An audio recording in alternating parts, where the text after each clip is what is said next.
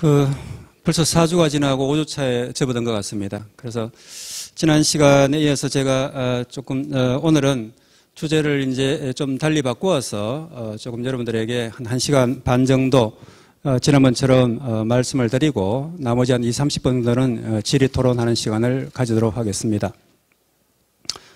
어떻게 지금 5주차 이 1년의 어떤 지금 인권으로 읽는 유학 강의를 들어보시니까 좋습니까? 다행입니다.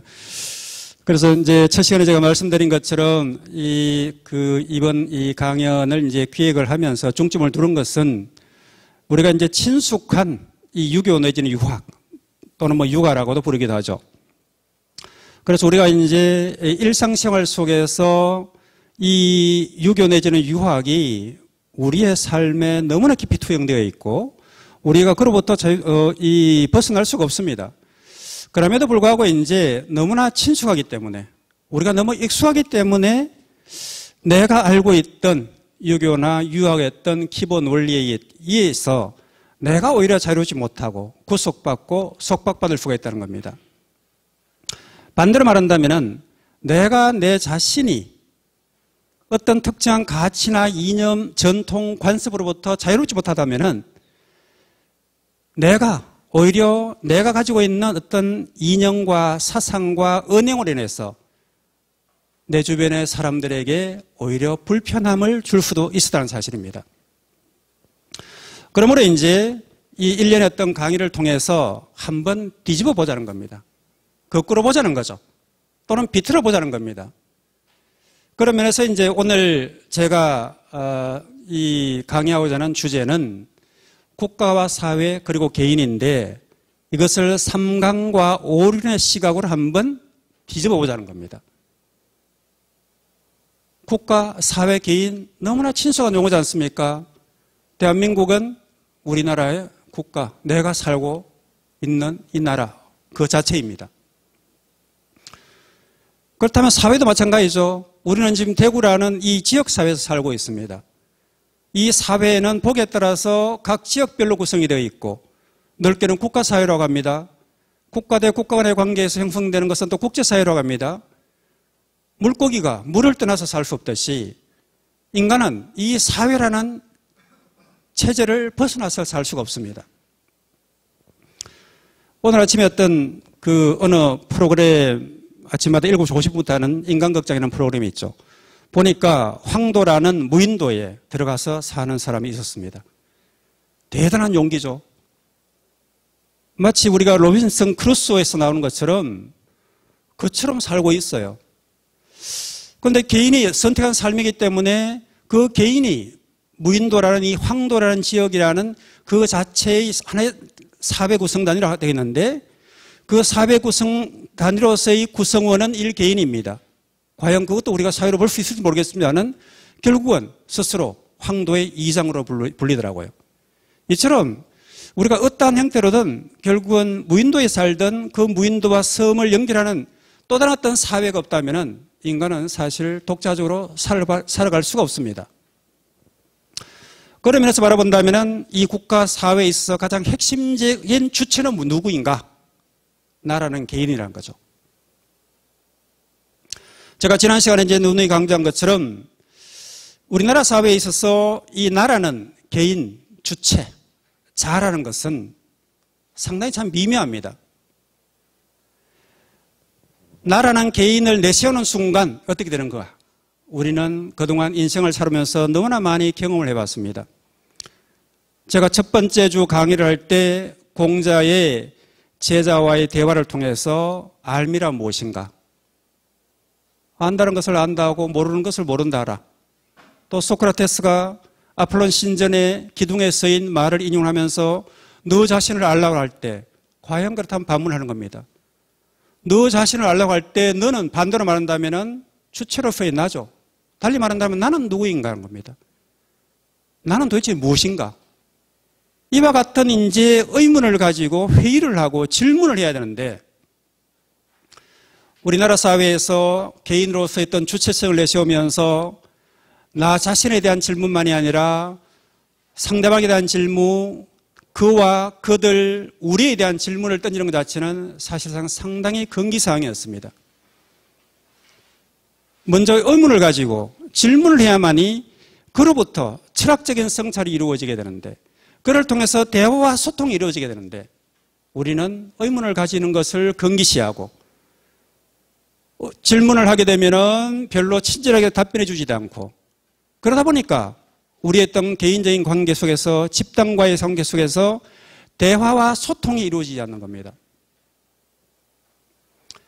제가 들어 이제 그 학생들한테 강의를 하면서 흔히 우리 인류의 4대의 큰 스승을 하죠. 그 가운데 뭐 그 공자도 마찬가지고 예수도 마찬가지고 붓다도 마찬가지고 마호메도 그렇지만은 인류의 큰 스승들이지 않습니까? 저도 마찬가지지만은 사실 그분들의 가르침에 큰 빛을 지고 있는 겁니다. 인류의 큰 스승들과 제자들과의 관계를 돌이켜보게 된다면 그 핵심은 무엇인가? 스승은 내 삶을 마치는 그 순간까지 가르칩니다. 붓다는 춘다라는 신도가 올린 죽을 먹고 설사병에 걸려서 이승을 마감하게 됩니다.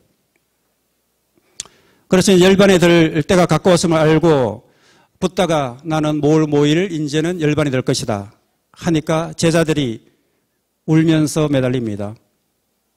스승님, 그렇다면 스승님 가시면 우리 어찌할까요? 하니까 붓다가 꾸짖죠.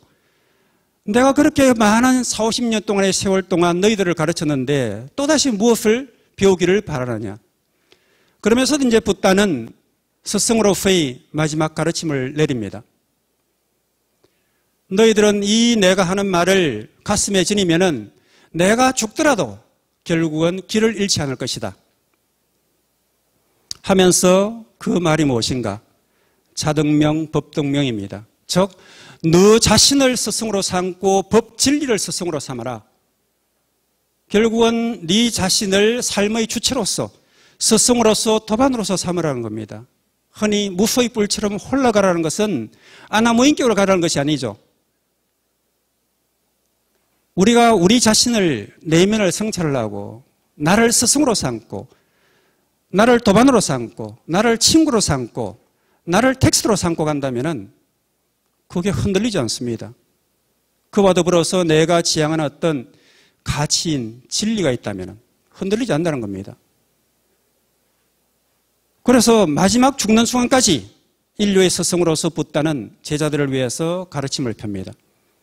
그런데 이제 지금처럼 교통수단이 발달하지 않은 상태에서 멀리 있던 제자가 오게 됩니다.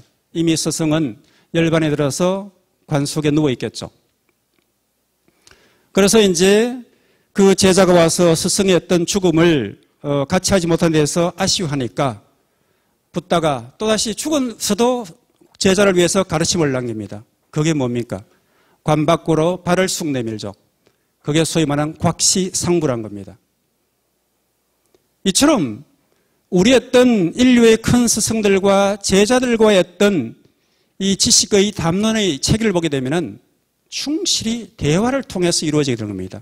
스승은 끊임없이 가르치고 제자들은 끊임없이 스승이 묻습니다. 공자의 논어도 마찬가지지 않습니까? 논어를 보게 되면 어떻게 시작합니까? 자왈, 공자, 즉 스승께서 말씀하시기를 이러이러하니라. 그러면 제자가 묻습니다. 스승님, 이러한 것들은 제가 잘 이해가 되지 않습니다. 그럼 또 스승으로서 공자가 친절하게 가르침을 베풉니다. 그래서 성리학적인 전통이든 아니면은 불교적인 전통이든 다른 어떤 서양의 어떤 이 학문적인 가치를 통해서 이 전통이든 거기는 스승과 제자들과의 끊임없는 대화와 토론이 있습니다. 소크라테스도 마찬가지지 않습니까? 거리에서 끊임없이 아테네 시민들을 위해서 가르치다가 결국은 독배를 마시고 스스로 생을 마감하게 됩니다. 예수도 마찬가지죠. 끊임없이 제자들과 들어봐서 동가속 스가식 하면서 끊임없이 가르치고 배웁니다. 그 핵심적인 매개 수단이 무엇인가? 대화와 소통이라는 거죠. 그래서 우리는 이와 같은 이 상강 오륜의 시각에서 오늘 제 강연의 핵심도 마찬가지입니다. 일정한 시간 동안은 제가 일방적으로 강의를 하겠지만은 제 강의를 들으면서 여러 스님들께서는 계속 질문을 하셔야 됩니다. 과연 최영복이란 선생이 하는 말이 합당한가? 그런가? 합당하다면 어떤 면에서 합당한가? 그러다면 어떤 면에서 그런가에 대해서 끊임없이 회의를 하고 질문을 하셔야 됩니다. 이와 같은 이 내면에서 했던 의문과 회의와 그를 통해서 질문을 이루지 않는다면 우리의 어떤 지식은 성장할 수가 없습니다. 그래서 그런 면에서 제가 오늘 강의를 시작할 테니까 다시 한번 좀 구체적인 내용을 가지고 살펴보도록 하겠습니다. 제가 국가와 사회 개인에 대해서는 깊게는 이야기하지 않습니다. 중점은 상강오륜에 있기 때문에 국가를 우리가 사전적으로 정의를 해보면 이렇게 되어 있습니다. 일정한 영토, 거기에 사는 사람, 그리고 주권에 의한 통치조직 가지고 있는 사회입니다. 아까 말씀드린 것처럼 국가도 사회입니다. 그래서 결국은 요약한다면 국민이 있고 영토가 있고 주권이 국가를 구성하는 3요소입니다. 그런데 이 국가의 구성 요소를 가지고는 국가란 무엇인가? 국가의 실체와 본질은 무엇인가에 대해서는 우리는 이해가 되지 않습니다. 국가란 무엇인가에 대해서 한번 깊게 생각해 보신 적이 있습니까? 국가가 실체가 있습니까? 저에게 국가의 실체를 설명하거나 보여줄 수가 있나요? 제가 이 평생 동안 국제법을 공부하면서도 국가란 무엇인가라는 질문을 받으면 가장 당황스럽습니다.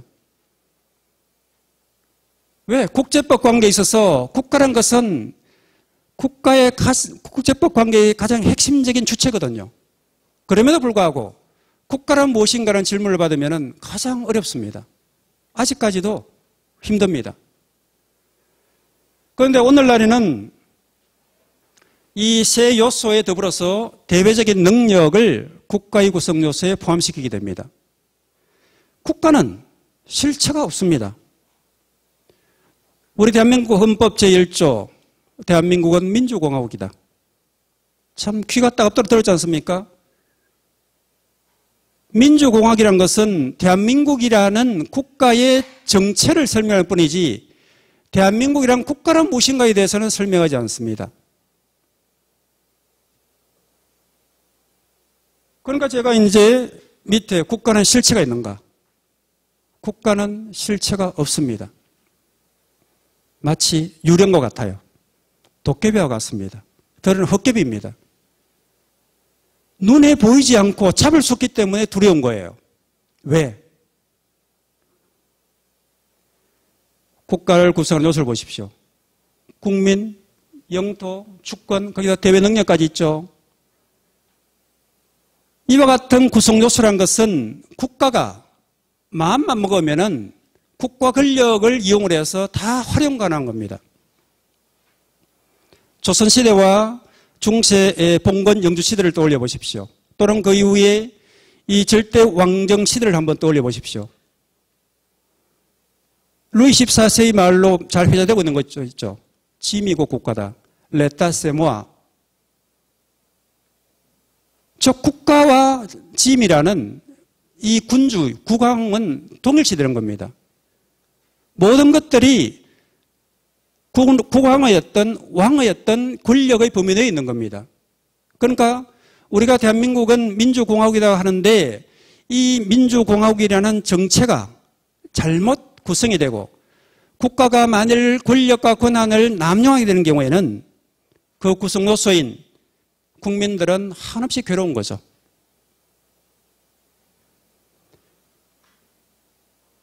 그래서 우리가 어떤 모습의 대한민국이라는 국가를 원하는가?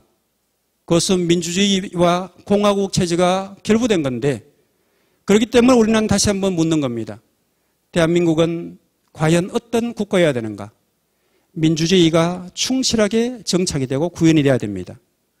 공화국 체제가 정착이 돼야 됩니다. 공화국 체제라는 것은 아시는 바와 같이 권한의 적정한 배분이 이루어져야 됩니다.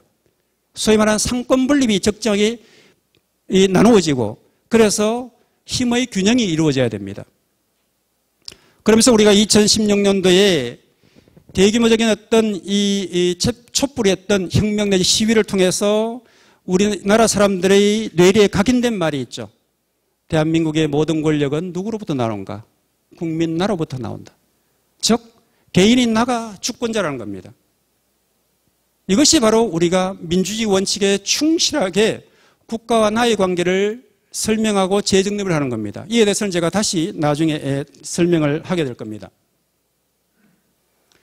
두 번째는 아까 말씀드린 것처럼 사회란 무엇인가라는 거죠. 이것도 이제 사전적으로 한번 정의를 해보면 공동생활을 영위하는 모든 형태의 인간 집단, 가족과 마을, 조합, 노동 등이 주요 형태라는 거죠. 즉 우리는 인간은 이 공동생활, 즉 집단생활, 군집생활을 하는 이 동물입니다. 사회적 동물이죠. 인간이 아까 황도에 사는 사람처럼 독립적으로 살 수 있지만은 결국은 혼자 산다 할지라도 외부에 의존하지 않고서는 살아갈 수가 없는 존재입니다. 그렇기 때문에 우리는 이렇게 집단을 이루어서 살아가는 거죠. 그런데 이 사회 집단이라는 것이 상당히 묘합니다. 내가 이 사회를 떠나서는 살 수가 없는데 이 사회의 구성원으로서 관계를 맺고 살아가려니까 참 어렵습니다. 인간관계 유지도 힘들고요. 앞에 살펴본 것처럼 국가라는 체제가 있으니 이 국가라는 체제가 제대로 기능하거나 작동하지 못하게 된다면 이 사회 체제 자체가 상당히 불안합니다. 사회가 불안하게 되면 내가 또 괴롭습니다. 그러니 이 사회를 어떻게 구성할 것인가가 상당히 중요하다는 거죠. 그래서 지금은 우리가 대한민국이라는 이 국내 사회의 일구성원입니다만은 사회가 복잡다단화되고 운송과 교통수단이 발전하게 되니까 이제는 물리적 국경 자체가 점점점 와해되거나 소멸되고 있습니다. 국제사회와 국내 사회가 이제는 그 경계가 모호해지고 있다는 거죠. 이번 코로나 바이러스로 인해서 다시 한번 우리가 이 각 국가 간의 어떤 역량에 따라서 이 바이러스에 대응하는 그 체계가 확연히 눈에 띄게 드러나지 않습니까? 그래서 국제사회와 국내사회라는 것은 이렇게 긴밀하게 연결되어 있으면서도 결국은 어떤 문제가 생겼을 때 국내 사회 체제가 어떻게 제대로 기능을 하고 정비가 되어 있는가에 따라서 국제사회에 미치는 영향도 상당히 지대하게 됐다는 거죠. 세 번째는 이제 개인, 나라 누구라는 겁니다. 또는 무엇인가라는 거죠. 사전적으로 정의를 해보면은 참 무미건조합니다. 대명사로 서의 나도 있지만은 명사로 서의 나를 보면은 남이 아닌 자기 자신. 참 나라는 개념적이 간단하지 않습니까? 즉 나를 중심으로 해서 관계가 정립이 되게 됩니다. 나, 즉 내가 있으면은 상대방으로서의 너가 있죠. 너와 더불어서 제3자, 타자로서의 어떤 그와 그들이 있습니다. 그들과 나와 그를 뭉뚱그려서 우리는 우리라고 부릅니다. 그래서 그 핵심에 결국은 개인으로서의 나가 있다는 거죠. 그런데 이 나라는 것이 아주 묘합니다. 그동안 이 인류의 어떤 이 지식체계와 인식체계가 형성되기 시작한 이래로 거의 모든 철학자들과 사상가와 이념가들이 나는 도대체 누구이며 무엇인가에 대해서 끊임없이 묻고 답을 했습니다마는 그럼에도 불구하고 아직까지 나는 누구인가 무엇인가에 대해서 우리가 납득할 정도의 개념이 정립되지 않았습니다. 왜? 나라는 존재는 복잡하지 않습니까? 생각하는 동물이거든요. 그러다 보니까 결국은 이제 우리 철학적인 개념으로서 했던 자의 개념이 나옵니다만은 이것이 또 만만한 개념이 아니라는 겁니다.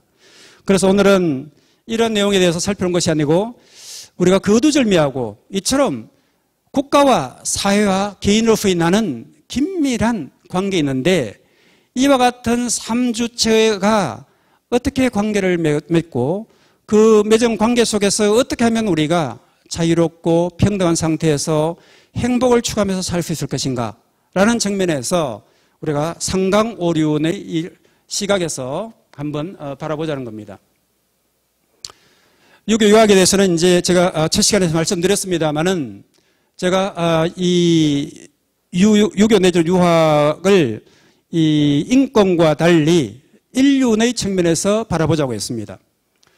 그러면은 이 유교 유학을 그런 면에서 바라본다면은 인륜의 바탕을 둔 나, 개인, 사회, 국가를 유지하는 기본 이념인데 이것을 우리 이 유교에서는 정명이라고 부른다는 겁니다.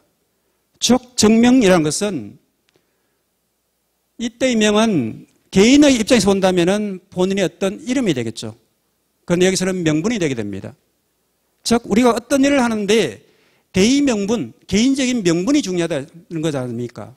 그래서 우리가 우리나라 사회에서 아무리 내가 큰 일을 한다고 뜻을 세웠다 할지라도 그 뜻이 명분이 없고 즉 바르지 않다면은 사람으로부터 신뢰를 받을 수가 없습니다.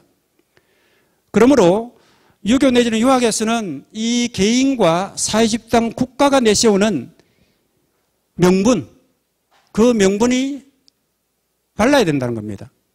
이 정명이 되지 않는다면 결국은 어느 국가 권력도 신뢰를 받지 못하게 됩니다. 개인도 마찬가지입니다.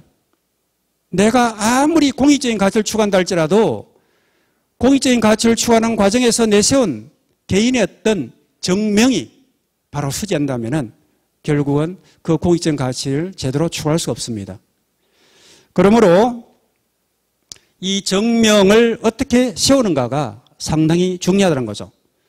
그래서 이 정명의 그 5가지 기본 덕목이 있는데 크게는 4가지죠. 흔히 인이에이지죠. 이 인이에이지에 더불어서 이 믿을 신자를 합하게 되면은 인이에이지신 이 5가지 덕목이 되게 되는데 이 정명을 현실적으로 구현하는 데 있어서는 이 인이에이지신 이 5가지의 세부 덕목이 중요하다는 겁니다. 이와 결부시켜서 이 정명을 현실적으로 실천하기 위해서는 어떻게 해야 되는가? 제가 파악하기에는 결국은 상강과 오륜이 중요하다는 겁니다. 이에 대해서 오늘 자세히 살펴보도록 하겠습니다. 상강에 대해서는 잘 알고 계시겠습니다만은 예전에는 제가 어렸을 때도 이 상강 오륜을 이렇게 해석을 했습니다. 군의신강, 임금은 신하의 별이가 되라. 별이란 것은 제가 이렇게 그림을 제가 첨부를 했습니다만은 이 음앙을 당기는 이 줄을 이제 별이라고 하게 됩니다. 그래서 저 별이를 조이고 놓고 하는 데 따라서 이 음앙이 펼쳐지고 이 조여지고 합니다. 그렇기 때문에 가장 핵심적인 어떤 이 줄이 되겠죠. 그래서 이 별이가 결국은 상강에 있어서는 가장 핵심적인 주제가 되게 됩니다. 즉 군의신강이라는 것은 임금은 신하의 별이가 되고 부의자강 아버지는 자식의 별이가 되고 부의부강 지아비 남편은 지엄이 아내의 별이가 되어야 된다. 이것을 우리가 이제 정명이라는 이 개념에 따라서 다시 한번 해설해 보게 되면은 결국은 임금은 임금다워야 하고 신하는 신하다워야 된다는 거죠. 아버지도 자식도 마찬가지입니다. 지아비는 지엄이도 마찬가지입니다. 다워야 된다는 거죠. 답다는 겁니다. 그런데 우리가 나의 어떤 지위와 신분에 부합하는 답다의 역할을 한다는 것이 얼마나 힘든지는 우리가 인생을 살아보는 과정에서 여실히 느낍니다. 예를 들어서 제가 이제 대학교의 교수로 있습니다. 교수로서 교수답다는 것은 어떠한 것일까요? 사회에서 저에게 요구하는 바가 참 많습니다. 학생들도 선생님 저에게 요구하는 바가 많습니다. 제가 전공하는 분야에서는 최고의 어떤 실력을 갖춘 지식인이 되기를 요구합니다. 강의나 강연을 하게 되면은 본인들이 그냥 별로 애쓰지 않더라도 귀에 쏙쏙 들을 정도 이해가 되고 높은 강의나 강연을 하기를 요구하게 됩니다. 어려운 개념도 쉽게 풀어서 내가 별로 노력하지 않더라도 내가 이해할 수 있을 정도의 어떤 설명을 하기를 요구합니다. 그렇다고 해서 가정에 들어오면 가장으로서 아버지로서 지아비로서의 역할을 또 포기할 수 있는 건 아닙니다. 제 아내는 제 아내대로 제 아들은 아들대로 지아비와 어버이로서 저에게 기대하는 바가 적지 않습니다. 그러면 여기에서 역할이 끝나는 게 아닙니다. 학자로서 지식인으로서 사회적인 어떤 공공성이라는 이 책무를 또 수행해야 됩니다. 물론 이 모든 것에 그냥 눈과 귀를 닫아버리고 나는 오로지 그냥 연구실에서 내가 하는 전공 분야의 공부에만 몰입하겠다. 이것만으로도 사실은 상당히 교수답고 학자다운 역할을 할 수가 있습니다. 그런데 이 사회가 불의한 사회고 불합리한 사회고 이 사회에서 고통받고 있는 사람들이 많은데 그들의 어떤 고통과 눈물과 아픔을 외면을 하고 오로지 나는 내 하는 공부에만 몰입하겠다 하는 것이 과연 교수다운 행동일까? 라는 고민들을 늘상 하게 됩니다.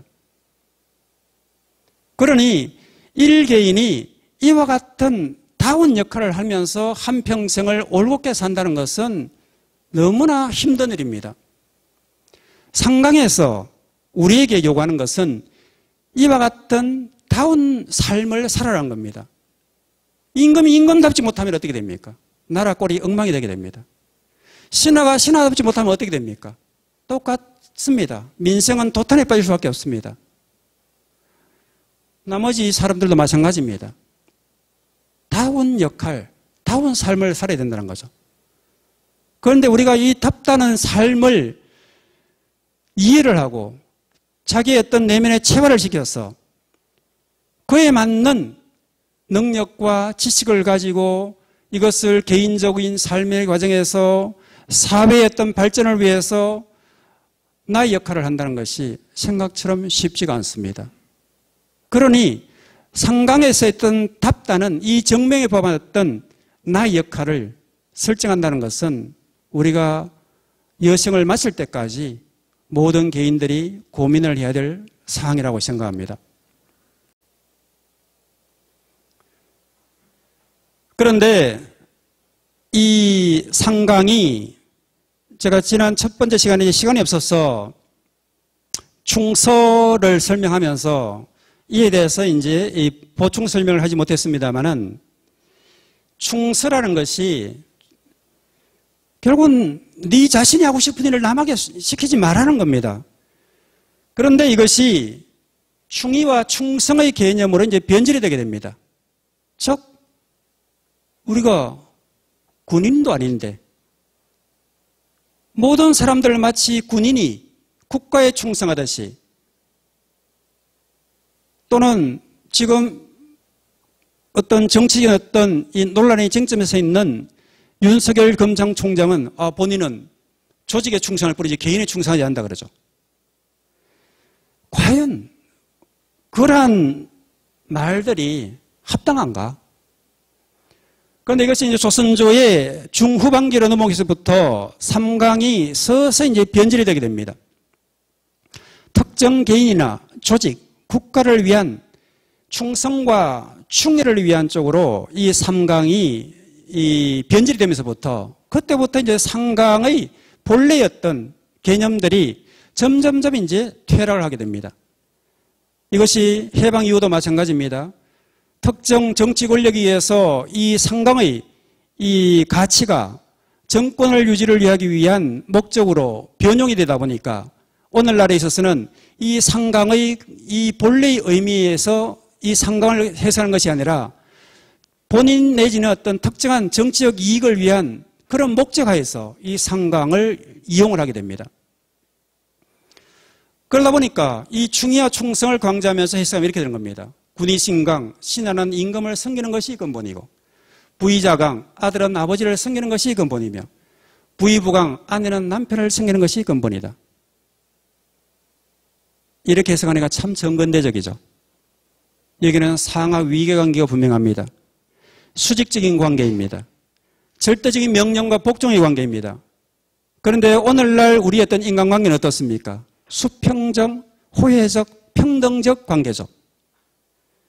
그런데 아직까지도 우리의 뇌리 속에는 이 상강을 해석할 때는 이처럼 정근대적인 입장에서 해석을 합니다. 어른들이 자식을 교육할 때도 마찬가지입니다. 제가 첫 시간에 여러분들에게 말씀드린 게 있죠.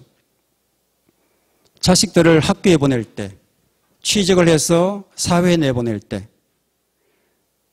야야 너는 학교에 가거든 선생님 말씀을 잘 들어라. 상사에게 무조건 복종을 하고 상사의 말씀을 잘 들어라. 그게 바로 충성과 충에 익한 상강의 사고방식입니다. 하지만 제가 말씀드렸죠. 우리가 현대적 의미의 교육관이라는 건 어때야 될 것인가? 이것은 당연합니다. 어떻게 보면 당연할 수도 있어요. 하지만 그보다 앞서서 그에 더 붙여서 앞으로 자식들을 이렇게 교육을 시켜야 됩니다. 너는 학교에 가서 선생님을 말씀을 듣되 선생님이 하시는 말씀이 합당한가 그런가 거기에 대해서 의문을 가져라. 의문을 가진다면 거기에 대해서 궁금한 사항이 있거든 질문을 하거라. 질문을 했어도 잘 이해가 되지 모르는 게 있거든 네 스스로 찾아보고 학문적인 탐구를 하거라. 이 사회의 어떤 불이한 어떤 사회 현상이 일어나게 되면 거기에 대해서 과감하게 비판을 하고 저항하는 것이 아까 말씀드린 우리 대한민국 헌법 제1조 1항과 2항이 말하는 규정의 제정의 취지예요. 그런데 어떻습니까?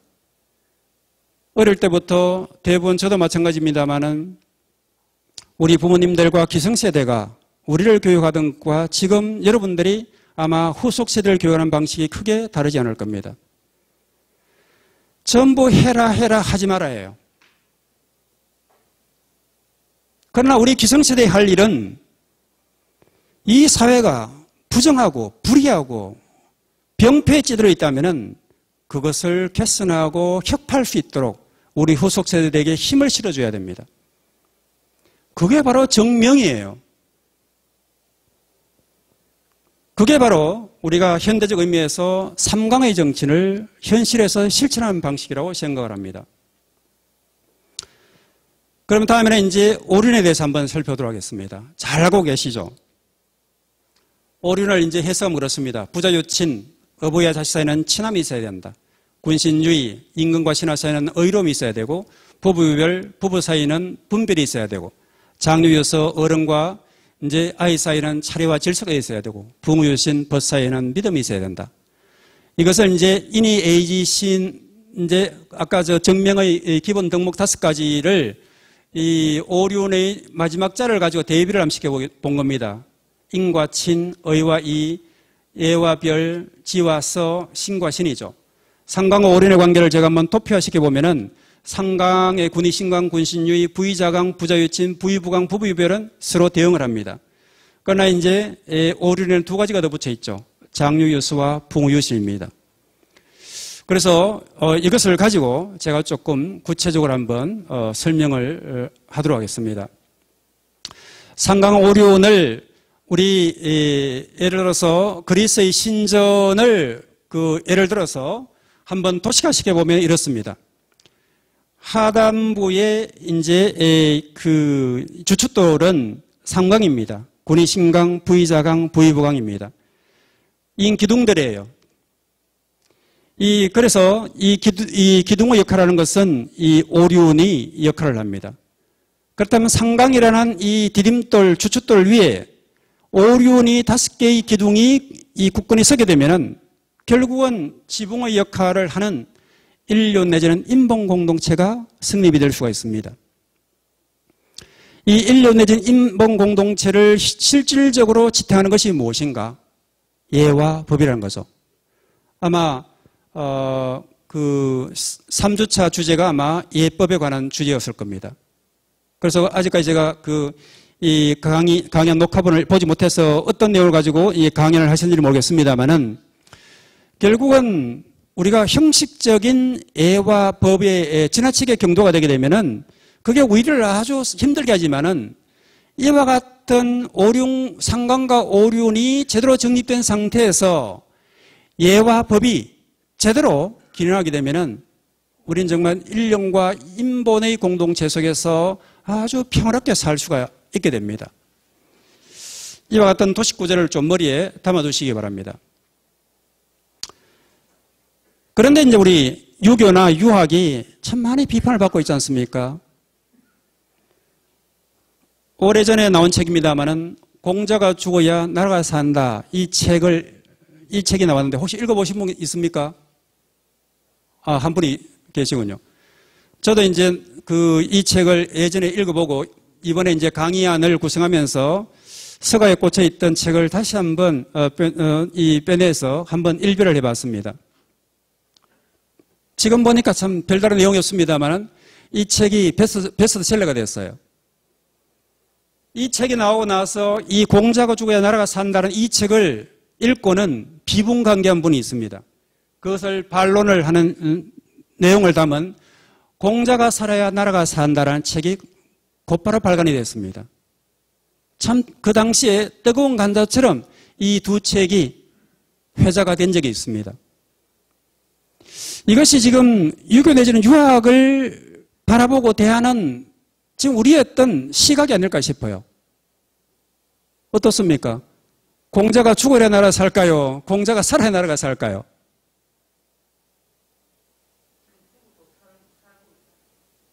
다 죽었습니까? 그런 어떤 그런 식으로 말씀하시면은 그건 이제 생물학적인 죽음을 말씀하시는 거예요. 제가 말씀을 드리는 것은 우리 가치와 관념의 어떤 죽음. 그래서 제가 첫 시간에 말씀드렸죠. 우리가 르네상스, 결국은 이 재탄생, 부활이 이루어지기 위해서는 결국은 공자는 죽어야 되고 공자를 죽여야 됩니다.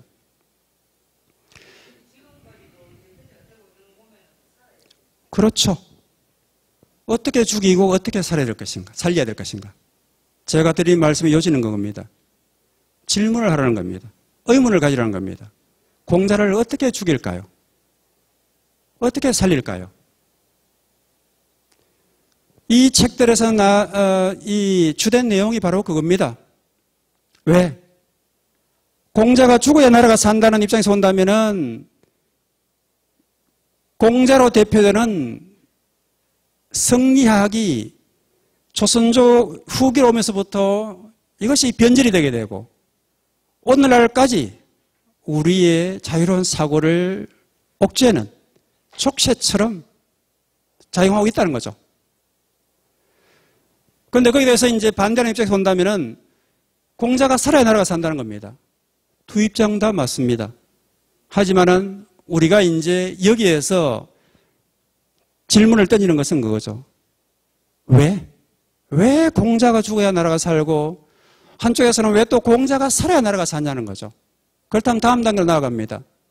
어떻게 공자를 죽일 것인가? 어떻게 공자를 살려야 될 것인가? 그 질문에 답하기 위해서 오늘 제가 이 자리에 있는 것이고 여러 스님들이 이 자리에 계신 겁니다. 그래서 제가 끊임없이 요청드리는 것은 의문을 가지고 질문하라는 겁니다. 정답을 찾자는 것이 아닙니다. 그래서 오늘 제가 오륜의 내용을 동몽선섭에 나오는 내용을 중심으로 해서 비판적으로 한번 살펴볼 겁니다. 동몽선섭은 우리 예전에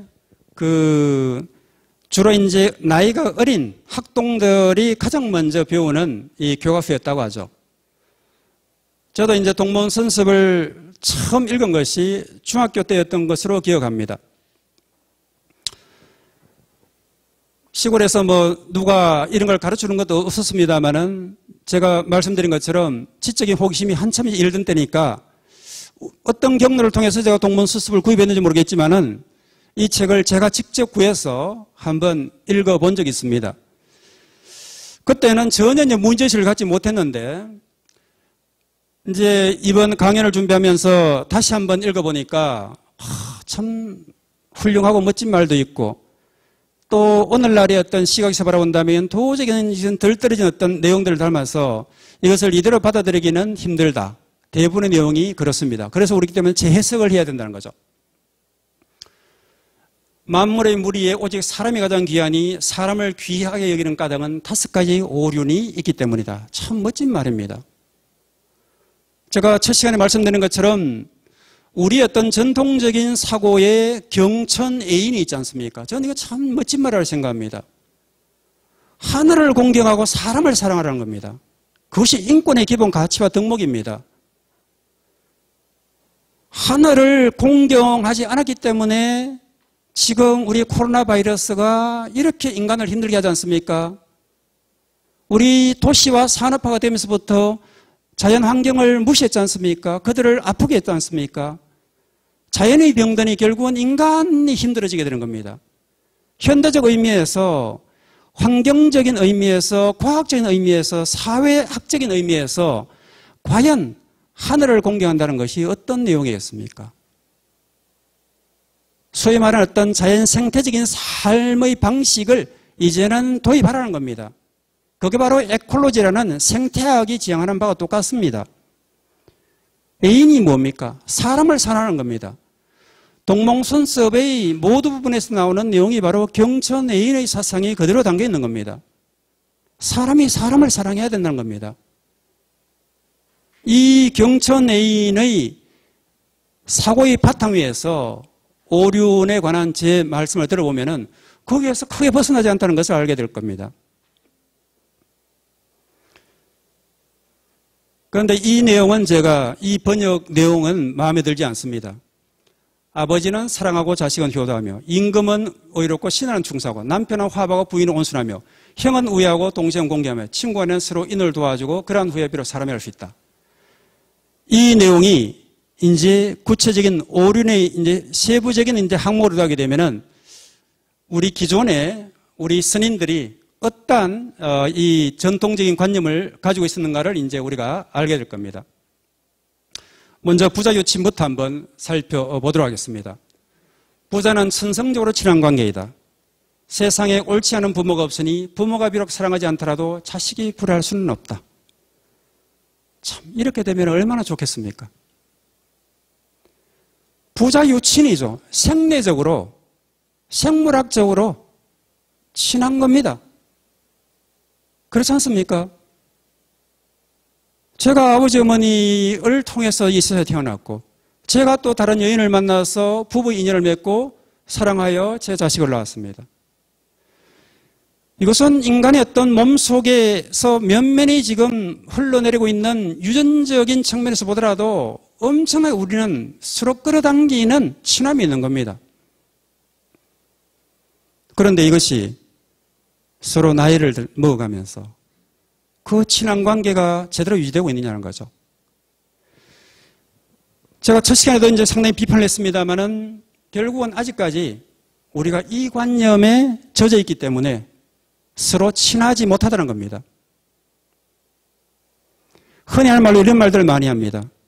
아, 우리 세대는 그래도 부모님들한테 효도를 했는데 이제는 우리가 나이가 들어서 효도를 받을 때가 되니까 자식들은 우리를 돌아보지도 않는다. 섭섭하다는 거죠. 그래서 그마저도 한번 질문을 해보십시오. 문제가 무엇인가? 이 문제를 해결하려면 어떻게 될 것인가? 왜 세상에 옳지 않은 부모, 세상에 옳지 않은 부모 있죠? 부모가 세상의 어떤 가치관념에 비춰보았을 때 옳지 않다면은 자식인 나로서는 그 부모를 어떻게 대해야 될 것인가 하는 겁니다. 그런 부모가 있음에도 불구하고 자식은 오로지 효도를 대해야 될 것인가? 아이를 가방에 넣고 발로 차고 걸터안고 배를 공겨 죽이는데 그런 부모에게도 나중에 그 자식이 효도를 해야 될 것인가? 그렇습니까? 국가와 사회의 역할은 무엇일까요? 개인으로서의 나와 우리의 역할은 무엇일까요?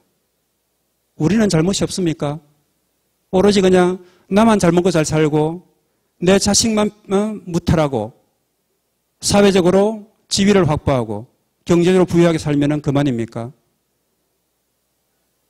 이런 질문들을 해야 된다는 겁니다. 그게 현대적으로 우리가 이와 같은 부자 유친을 이 재해석에서 받아들이는 방식이라는 거죠. 그래서 제가 또다시 한번 도식을 시켜봤습니다. 부모와 자녀, 남편과 아내의 관계입니다. 마치 기독교의 십자가처럼 크로스가 되어 있죠. 상당히 긴밀하게 연결되어 있다는 겁니다. 그만큼 아까 말한 것처럼 생리적으로 친함이 있는 관계입니다. 이와 같은 가장 기본적인 부모와 자녀의 관계, 부부의 관계가 우리가 가정을 이루게 됩니다. 가정이 제대로 구성이 되고 성립이 되고 유지 존속이 되고 운영이 돼야만이 국가 사회가 제대로 설 수가 있습니다. 그렇지 않습니까? 가정이 제대로 서지 않은 상태에서 국가 사회가 제대로 기능할 수가 없습니다. 국가 사회가 제대로 서기 위해서는 어떻게 될 것인가? 결국은 군신유야가 들어서 장유유서가 이루어지게 됩니다. 그래서 이런 관계를 이제 한번 도식화시켜 볼 수 있다는 거죠. 그런데 제가 좀 비판적으로 이제 바라보도록 하겠습니다. 우리는 혈연과 혈통에 따른 가족 구성이 상당히 뿌리 깊게 자리 잡고 있는 국가 사회 체제 속에 살고 있습니다.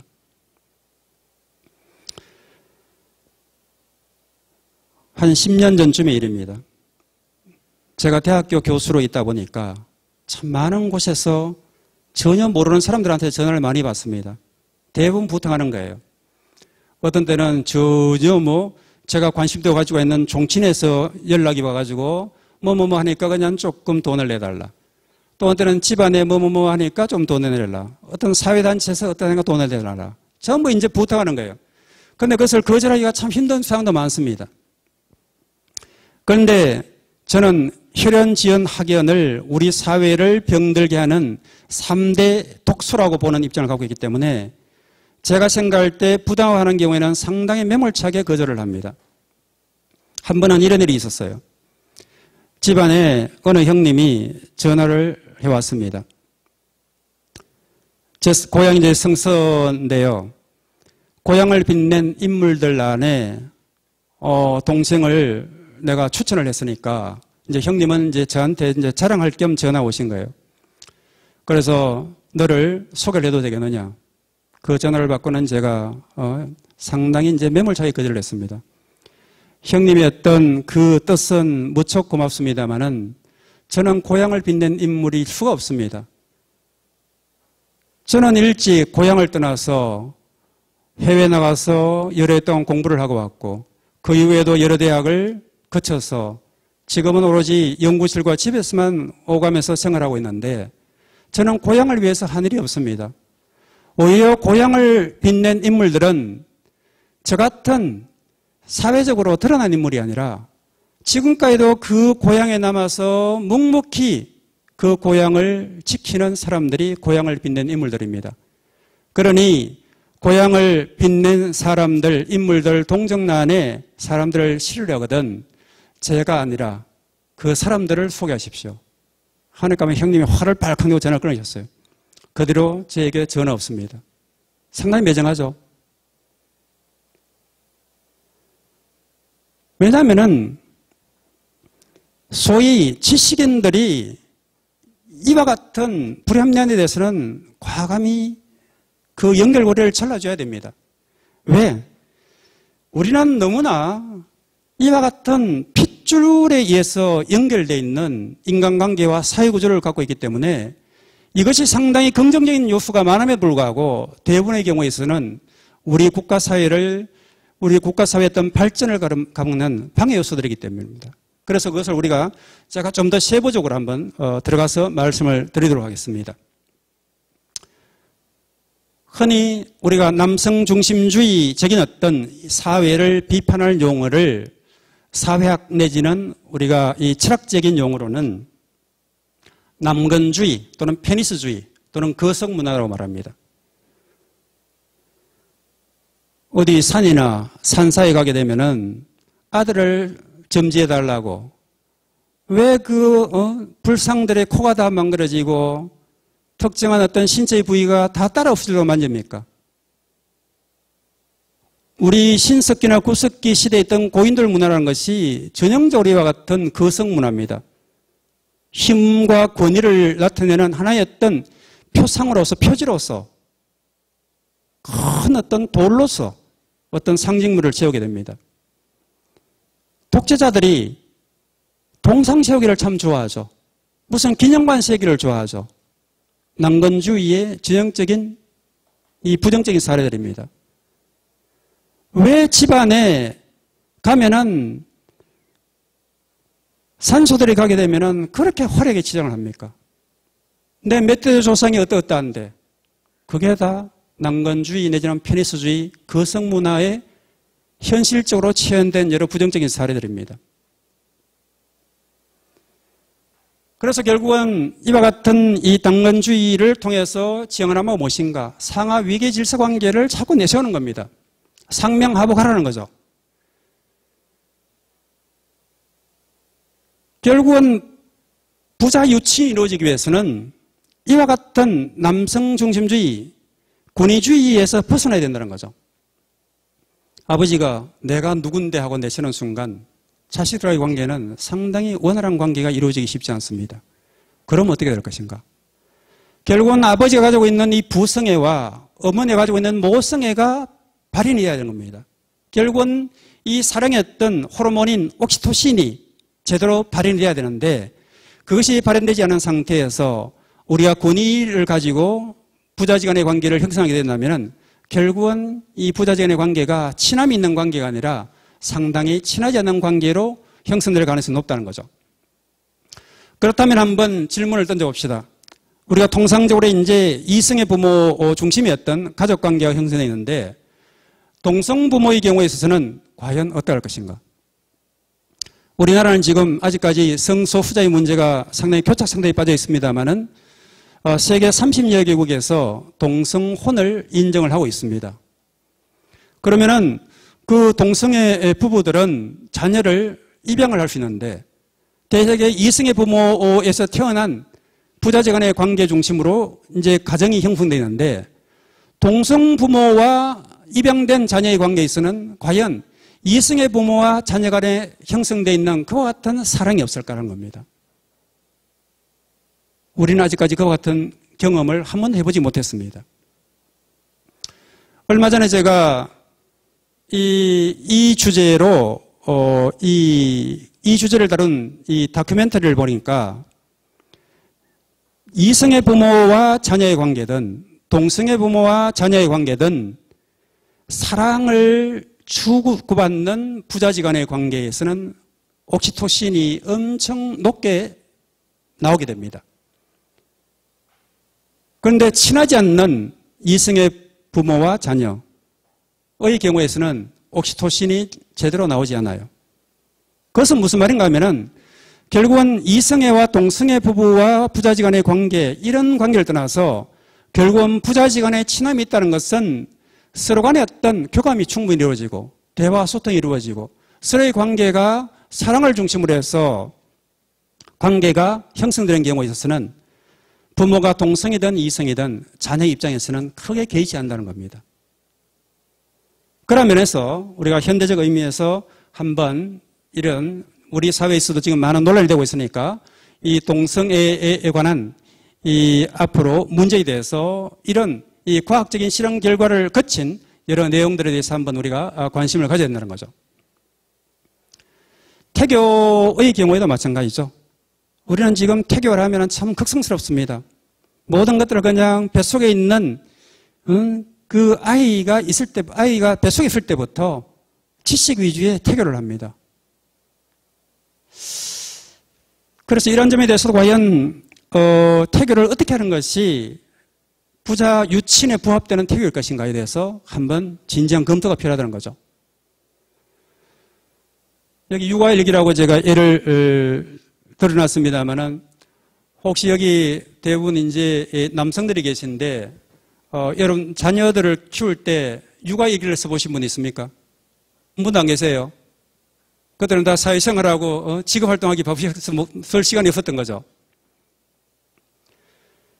그런데 그 남성들이 아버지가 실제 자녀들을 키우면서 자녀의 어떤 성장에 관한 육아일기를 쓰는 것이 전 제가 생각할 때 부자 유친과 이 태교의 가장 좋은 방법이라고 생각합니다. 왜냐하면 육아일기를 써봄으로써 자녀를 면밀히 관찰하고 주시하고 그와 더불어서 계속 교감이 이루어지니까요. 그런 경험을 앞으로 여러 선생님들의 어떤 자녀들에게는 한번 권해 보시기 바랍니다. 자랑은 아니지만은 저는 1년 동안 제 아들의 육아일기와 성장일을 쓴 경험이 있습니다. 다음은 이제 우리가 그 교육을 하는 데 있어서도 마찬가지입니다. 아까 제가 몇 가지 강조를 했습니다만은 우리가 이제 교육을 하는 데 있어서는 너무 치국평천하에 좀 중점을 두지 않았으면 좋겠습니다. 조금 뭔가 사회적 지위를 가지면은 권력을 가지려고 그래요. 조금만 돈이 있으면은 정치를 하려고 그래요. 왜 그런지 모르겠습니다. 그러기보다는 수신을 좀 더 두터히 하고 그런 연후에 재가란 것은 행복한 가정을 꾸리는 것도 중요합니다. 그 다음에 문제란 것은 그건 충분히 수신과 재가가 이루어지고 난 다음에 그런 연후의 결정에도 넣지 않다고 생각합니다. 흔히 우리 수기치인이라 그러지 않습니까? 불가에서는 상구볼이 하화중생을 합니다. 먼저 위로 볼이 깨달음을 구하고 그런 연애의 결국은 하화중생, 내가 중생을 구제하기 위해서 이제 나서라는 겁니다. 불의와 부정에 눈 감지 마라 이 문제에도 말씀드렸습니다만은 마지막의 경우에 공자께서도 강조를 했습니다. 시와 애와 예를 중시하라. 이걸 흔히 우리 예전에 문사철이라고 했지 않습니까? 문사철에 충실한 어떤 공부와 교육이 이루어지게 된다면은 결국은 인성과 감성이 풍부한 어떤 이 사람으로 성장이 될 것이고 그렇게 감성과 인성이 제대로 갖춰져야 된다면은 어떤 분야에 종사하더라도 사람들의 관계가 원활하게 이루어지게 되면서부터 인생을 보다 행복하게 살 수 있다고 생각합니다. 그래서 공자께서도 일찍이 이런 말씀을 하셨어요. 시는 일으켜주는 것이다. 예는 붙들어주는 것이다. 음악에서 모든 것이 이루어진다. 실제 공자께서 시서예에 대해서 통달하시고 마지막에 음악을 정립하지 않습니까? 그런데 왜 우리는 음악을 한다 그러면 딴따르라고 그렇게 비하를 하는지 모르겠습니다. 왜 자녀들이 음악을 들으면 왜 그렇게 싫어할까요? 악기를 연주하면 왜 그렇게 싫어할까요? 우리가 만일 공자의 어떤 사상을 조금이라도 우리가 읽고 제대로 공부를 했더라면 시서예를 제대로 갖추는 것이 오히려 군자가 될 수 있는 지름길이라는 겁니다. 시를 쓰다 보면 결국 문장입니다. 감수성이 풍부해집니다. 사람과 사물을 관찰하는 눈이 예리해집니다. 사회에 대해서 관심을 가지게 됩니다. 타인의 아픔에 대해서 공감을 하는 아주 감성이 풍부한 어떤 유형의 사람으로 우리가 교육을 할 수가 있습니다. 예를 한다는 것도 마찬가지지 않습니까? 사회생활을 하는 데 있어서 우리가 정말 기본적으로 어떤 예술적인 감각을 가지고 있다면은 이 인생을 살아가고 이 삶을 바라보는 어떤 지혜의 눈이 열리게 될 겁니다. 마지막으로 음악도 마찬가지지 않습니까? 우리가 음악이 가진 어떤 치유 효과가 탁월하지 않습니까? 그래서 우리가 이제는 자녀들을 키우면서 이 시와 예와 이 예를 갖추는 데 있어서 보다 중점을 둔 그런 후속 세대로 조금 키워줬으면 좋겠습니다.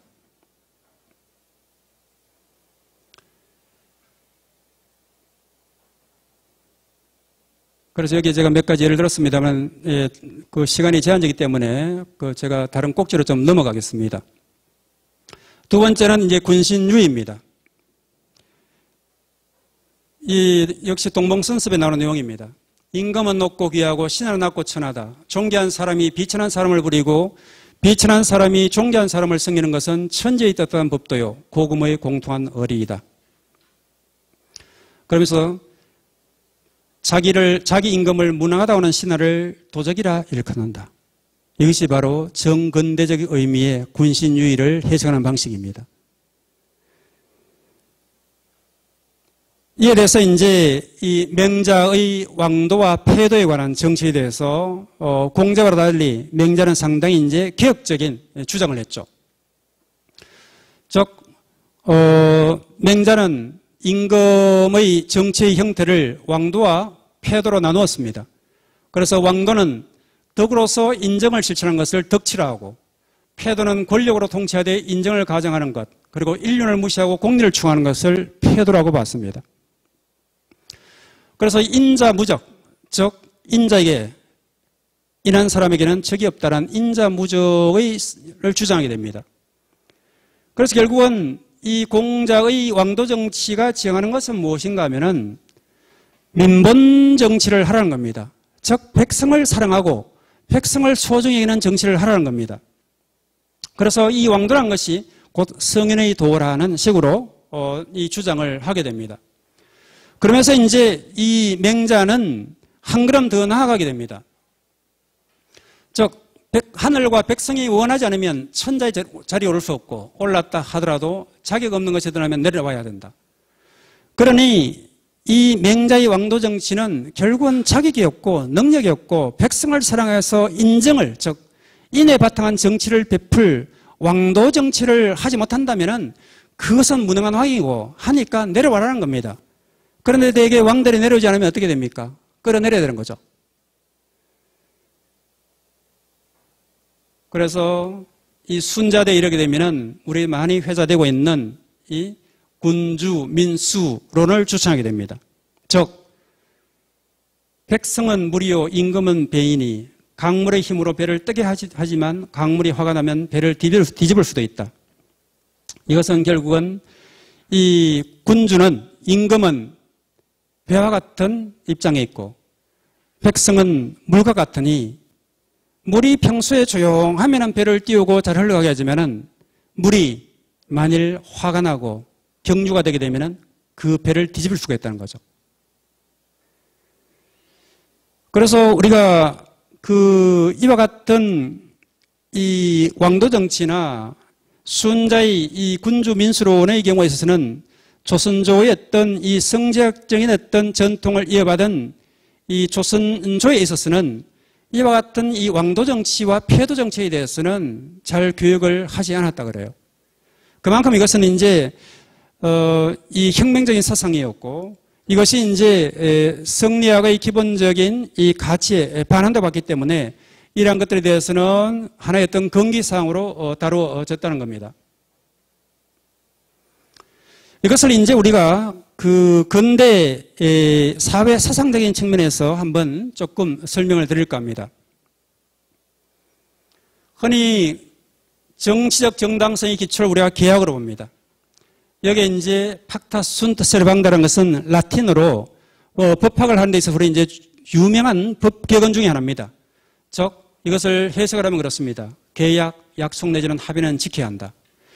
이것을 흔히 근대 우리 민법을 기초로 하는 사적 자치의 대원칙을 합니다. 왜? 개인이든 사회든 국가든 약속, 합의는 지켜야 된다는 겁니다. 이 약속 내지는 합의가 제대로 준수되지 않는 경우에 있어서는 약속 내지는 합의 불이행이죠. 약속이 준수되지 않는다면 거기에 대해서 합당한 책임을 물어야 된다는 겁니다. 우리 대한민국 헌법 제2조 1항 대한민국의 모든 권력은 국민으로부터 나온다. 이 말은 국민인 내가 개인의 주권자고 주권자인 나가 국가와 계약을 맺은 겁니다. 계약의 핵심적인 내용은 무엇인가? 제1조의 민주공화국에 부합하는 국가를 건설을 하고 유지 운영을 하라는 겁니다. 그와 같은 계약사항을 이행하지 못했을 때는 어떻게 될 것인가? 결국은 주권자인 국민이, 내가, 개인이 그 계약 미이행, 불이행에 대한 어떤 책임을 물어서 국가 권력자들을 마땅히 응징을 해야 된다는 겁니다.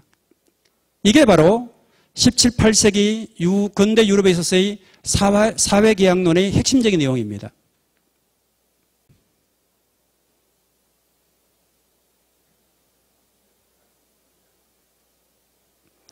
다음은 이제 부부유별로 한번 넘어가 보겠습니다. 상당히 심각한 내용입니다. 아내를 맞이하되 동성을 피하며 동성동봉 불혼제도가 오랫동안 유지되었죠. 이러다가 지금은 이제 폐기가 되었습니다. 남편은 밖에서 살며 아내 일을 말하지 않고 아내는 아내에서 살며 밖의 일을 말하지 않는다.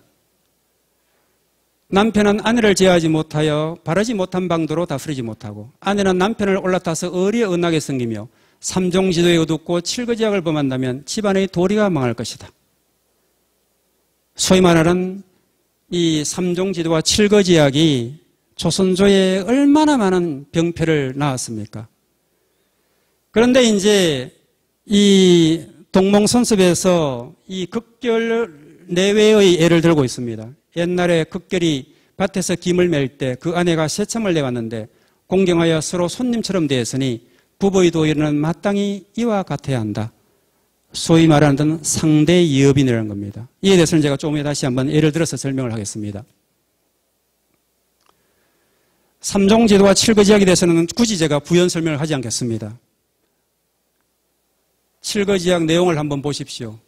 부모에게 불순함, 자식이 없음, 음행, 투기, 나쁜 병, 말썽이 많음, 도둑질이름. 물론 몇 가지는 우리가 지금의 현대적인 의미의 이혼 사유가 되게 돼요. 하지만은 부모에게 조금 불순하다는 것이 어떤 내용인가? 자식이 없다. 질투를 한다. 나쁜 병에 걸렸다. 구설이 많이 오른다.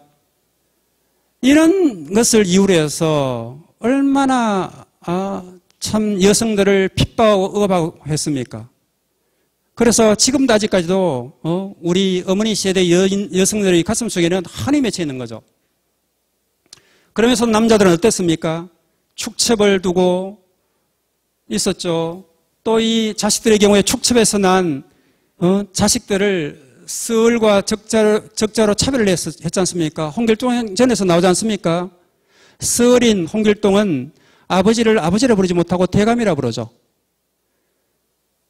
우리 나라가 임금이 무능해서 백성을 지키지 못하고 이국에 끌려 들어가서 구사일생으로 돌아왔는데 그것을 환학녀라고 비하하고 그것이 나중에 환양년이라는 이제 말로 다시 이 변해가 되지 않습니까?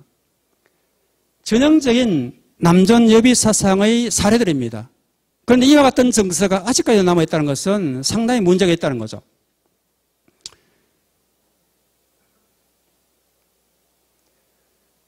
그래서 이제는 우리가 가족 구성의 형태가 다양해질 필요가 있는 겁니다. 지금 우리 젊은 세대의 경우에서는 독신 가정이 늘고 있죠. 그리고 결혼을 하고 싶지만은 여러 가지 이유로 결혼 못 합니다. 혼인 연령이 점점 늦어지고 있어요. 예전에는 우리가 봄과 가을철에 되게 되면 얼마나 많은 청첩장을 받았습니까? 이제는 코로나 상황도 있습니다만은 지인들로부터 청첩장을 받는 것이 정말 가뭄에 콩나는 것보다도 더 힘들어졌어요. 그러면 어떻게 될 것인가? 지금 여론조사에 의한다면은 20대 청춘 남녀들의 경우에서는 여성들의 경우에서는 60% 이상이 결혼 안 하려고 그래요. 여러 가지 이유가 있습니다. 결혼하게 되면은 여성이 감당해야 될 부담이 너무 크다는 겁니다. 그러니 이제는 이 부부 유별의 입장에서 바라볼 때 이 우리 젊은 세대, 후속 세대들의 경우에 있어서 가지고 있는 이 현실적인 고충과 인식의 변화를 우리가 이제 이해를 해야 된다는 겁니다. 그들이 가지고 있는 생각을 우리가 제대로 파악을 하고 이해하지 못한다게 된다면은 지금 일각에서 우려하고 있는 것처럼 출생률이 현격하게 감소하고 있죠. 몇십 년 후가 되면은 인구의 3분의 1, 더 나아가서는 반이 줄어든다 그러죠. 그런데도 언제까지 우리가 단일 민족을 내세우겠습니까? 언제까지 우리가 순혈주의를 내세워서 그래서 생물학적인 성으로서 남성과 여성의 어떤 자연적 결합에 의해서만 가정이 이루어지고 그들의 자녀를 통해서 국가를 책임질 후속 세대의 출생을 바라겠습니까? 그렇다면 법률론 중심의 혼인제도도 이제는 바뀌어야 됩니다. 사실혼 관계는 법률론에 비추어서 아무런 권리 의무를 행사하지 못하게 됩니다. 왜 우리가 전통적인 법률론에만 얽매여서 사실혼 제도의 개선이라든지 청춘 남녀의 자유로운 동거를 인정하지 못한다는 겁니까? 사랑이 제일 전제가 되게 된다면 결국은 제도란 것은 인간이 어떻게 하면 자유롭고 행복한 삶을 살 수 있을까를 위해서 보장하는 식으로 개정이 돼야 됩니다. 두고 보십시오. 우리가 이와 같은 사회의 변화에 눈 감고 끊임없이 자녀들에게 너는 결혼해라, 결혼해라, 결혼해라고 하지만은 우리 지금 청춘들 쉽게 결혼할 수 없습니다. 왜? 사회 구조가 바뀌었거든요. 그렇다면 어떻게 될 것인가? 기성세대가 생각을 바꾸고 그들로 하여금 퇴로를 열어줘야 됩니다. 그렇지 않은 상태에서 과연 우리가 구태연하게 부부유별만 강조하게 된다면 결국은 앞으로 우리 사회는 심각한 문제에 직면하게 된다는 거죠. 세상은 지금 바뀌고 있는 겁니다. 부부간에 무슨 강간죄가 성립되냐고 지금 생각하실 수도 있습니다. 상대방의 동의가 없는 상태에서 인위적으로 동의 없는 성을 강요하는 것은 그것은 강간입니다. 예전에 상상도 할 수 없던 일이죠. 남성들 그냥 술 마시고 와서 아내가 원치 않은데도 강제적으로 그냥 성관계를 가집니다. 이것이 부부 강간, 폭력에 의한 강간이라는 개념 자체가 형성되지 않았던 거거든요. 하지만은 이제는 부부 간의 사랑에도 예의가 필요합니다. 왜? 본인이 원치 않을 때가 있거든요. 몸 상태가 지금 좋지 않을 때가 있거든요. 그러면 난 싫어 라고 말할 수 있어야 됩니다. 싫다고 하면 기다려줄 수 있어야 됩니다. 이해할 수 있어야 됩니다. 그런데 부부라는 이유만으로 우리가 이와 같은 물리적인, 정신적인 강제에 의해서 부부관계가 이루어지는 경우에 이것도 이제 형법적으로 처벌이 가능하다는 겁니다. 이런 식으로 이제 법제도가 바뀌고 인식이 바뀌고 사회 분위기가 바뀌고 있는 겁니다. 그에 맞춰서 우리가 이 부부 유별도 재해석이 돼야 됩니다. 아까 마지막에 극결 내외의 예가 나왔죠. 상대 여빈. 서로 대하기를 손님 모시더라.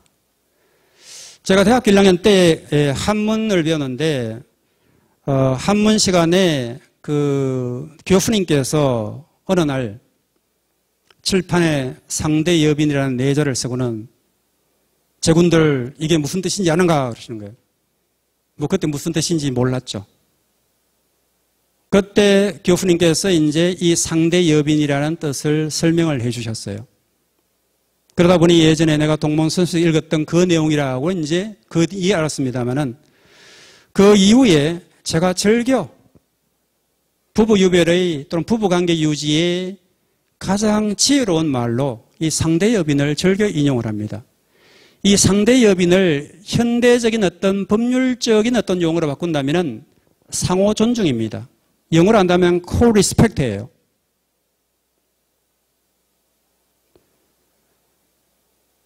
흔히 부부가 연륜을 대해서 살아가면서 말과 행동이 너무나 거칠죠. 서로 간에 존중하는 마음이 없습니다. 부부 간에 예의를 다하지 않아요. 하지만은 제가 생각할 때 부부 관계의 시작과 중간과 처음은 예로 시작해서 예로 끝나야 된다고 생각합니다. 그 예를 현실적으로 실현하는 방안이 무엇인가? 상대방을 존중하는 겁니다. 그런데 주변의 부부들을 보게 되면은 예는 고사하고 얼마나 함부로 대하는지요. 말을 얼마나 함부로 하는지요. 생기라는 정도 그냥 다 떨어질 정도로 말과 행동이 거칠어요. 이것을 부드럽게 순화시켜 나가야 됩니다.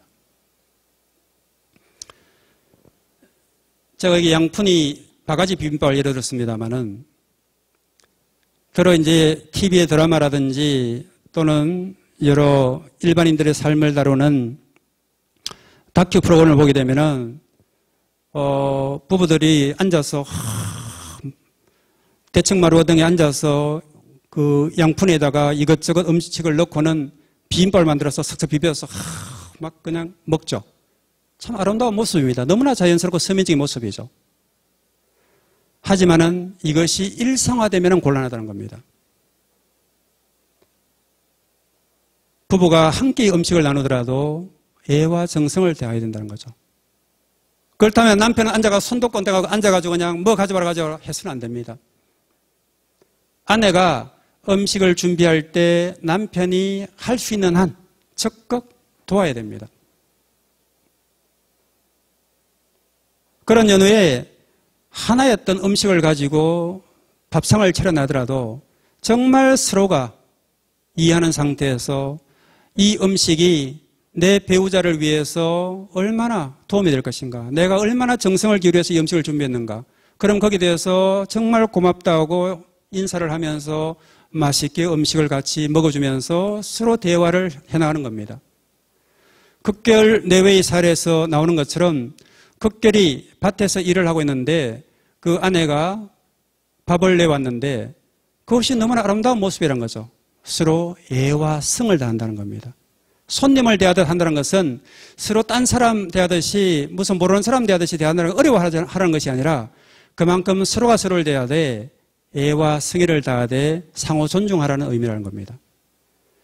이와 같은 의미에서 우리가 부부의 관계를 유지한다면은 결국은 현대적 의미에서 인권적인 측면에서 바라보더라도 결코 그르침이 없다고 저는 생각을 합니다.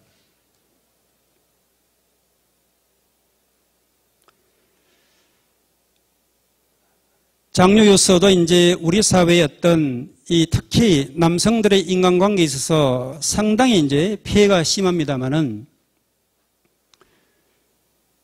천천히 가서 어른의 뒤를 따르는 것을 공경스럽다고 하며 빨리 가서 어른보다 앞서는 것을 공경스럽지 못하다고 한다라는 거죠. 예전에 제가 시골에서 생활할 때 어쩌다가 아버지하고 같이 시내에 외출을 할 때가 있습니다. 부자 유친이라면은 아버지가 아들 자식의 손을 잡고 같이 다정하게 걸어갈 수가 있지 않습니까? 아니면 제가 그냥 아버지의 팔짱을 낄 수도 있지 않습니까? 아니 아버지께서 뭐 제 막내 아들이 어떤 어깨동무를 하고 그럴 수는 없습니까? 멀찍이 떨어져 가요. 아버지 앞서 가시고 아들 자식은 몇 걸음 뒤에서, 그게 저는 예의라고 교육을 받았고 아버지와 같이 어깨를 나란하고 건다는 것은 상상도 못 해봤습니다. 왜 부자 유친이라는 정말 천류를 나눈 부모와 자식 간의 마음의 거리가 이렇게 몇 발자국 이상 떨어져도 멀었어야 될 것인가? 지금 생각하면 너무나 안타까운 거예요. 제가 지금과 같은 견식을 가졌다면 오히려 아버지를 설득을 하고 아버지를 이끌었을 텐데 그때는 제가 나이가 어렸지 않습니까? 똑같습니다. 이 전형적인 어떤 위계 질서에 기반한 장유유서의 어떤 인간관계와 사회 질서가 투영되다 보니까 우리의 관계는 불편한 거예요. 수평적인 관계가 아닙니다. 평등한 관계가 아니에요. 제가 지난 시간에 제발 서로 소개할 때 주민등록증, 민증 까라는 이런 말 하지 말라고 했지 않습니까? 나이가 뭐가 중요합니까? 배울 게 있다면은 나이 어린 손자에게도 허리를 숙이고 배워야 합니다. 그런데 나이를 내세워서 지위를 내세워서 요즘 회자되고 있는 왜 갑질을 한다는 겁니까? 왜 지위를 내세워서 직업인으로서 비서를 대하지 못하고 왜 위력 내지는 위계에 의한 성폭행을 한다는 겁니까? 그것은 결국은 인간관계에 관한 수평적인 사고가 결여되기 때문에 그렇다는 겁니다. 머릿속에 내가 최고라는 그런 아망과 아집에 빠져있게 그렇다는 겁니다. 왜 상대방을 존중하지 않는 겁니까? 그런 면에서 이 장유유서는 우리가 비판받아야 될 내용들이 상당히 많습니다. 그래서 이 나이가 깡패라는 건데 이제 나이를 내세워서 깡패가 되어서는 안 됩니다.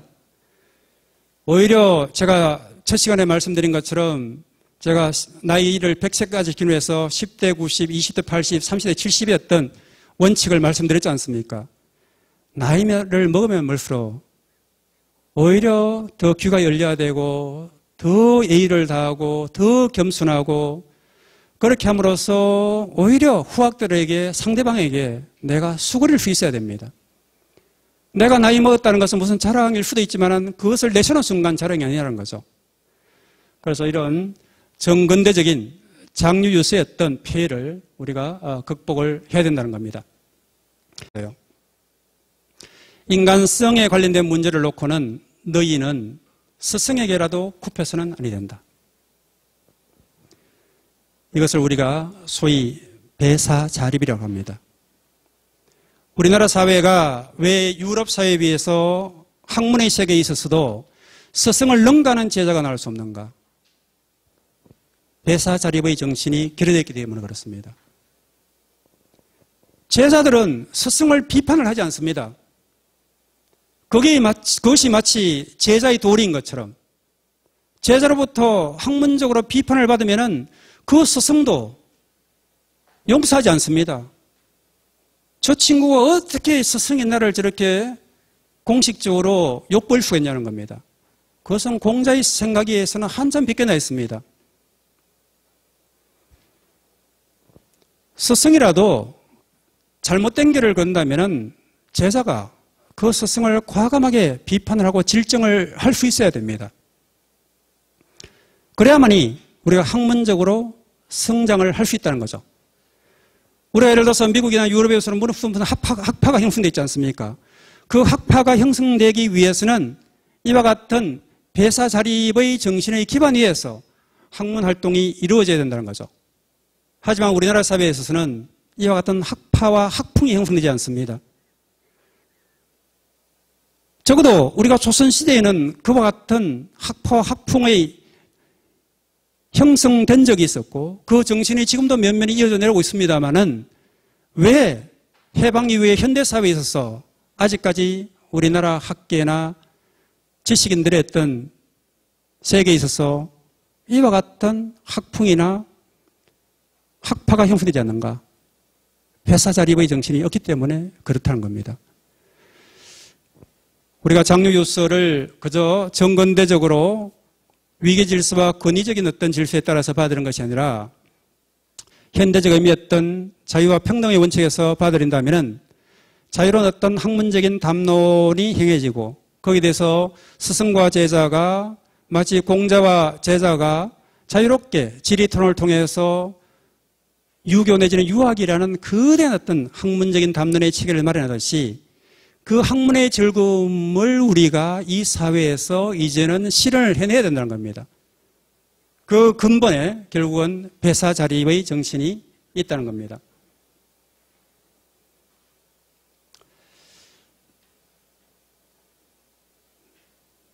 다음은 봉유신의 경우에 있어서는 제가 시간이 없어서 좀 핵심적인 내용만 조금 말씀드리겠습니다.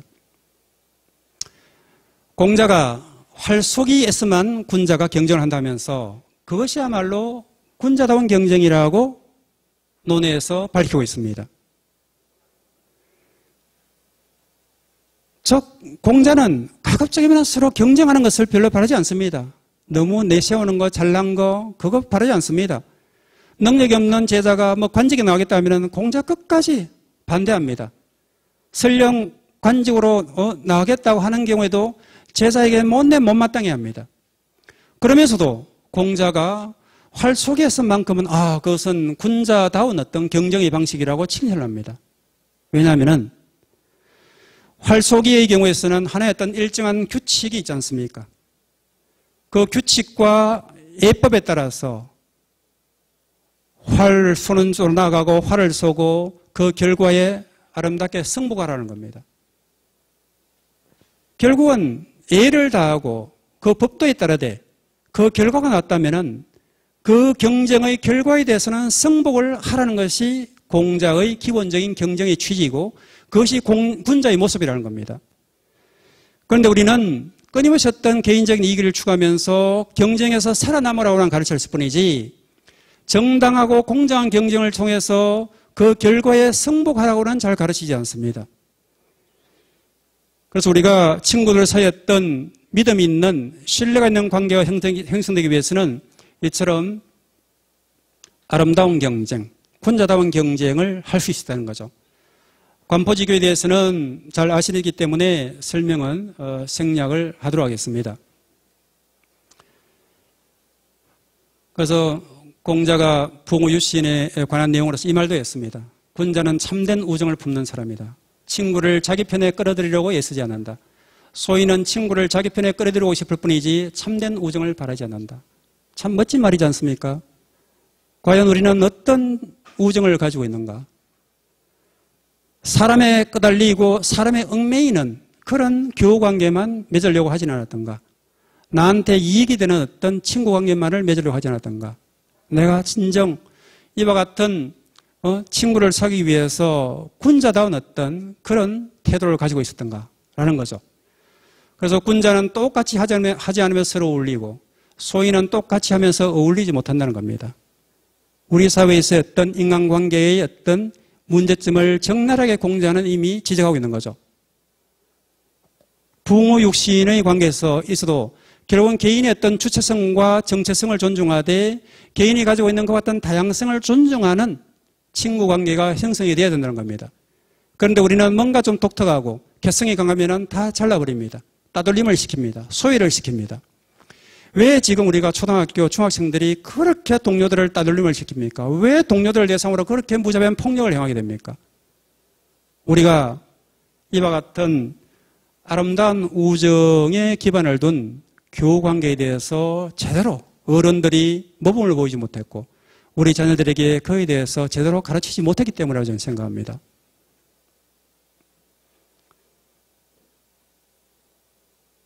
그래서 이제는 이 부모 유신에 있어서 남성과 여성 간의 관계에 있어서도 이제는 새롭게 해석을 해야 될 필요가 있습니다.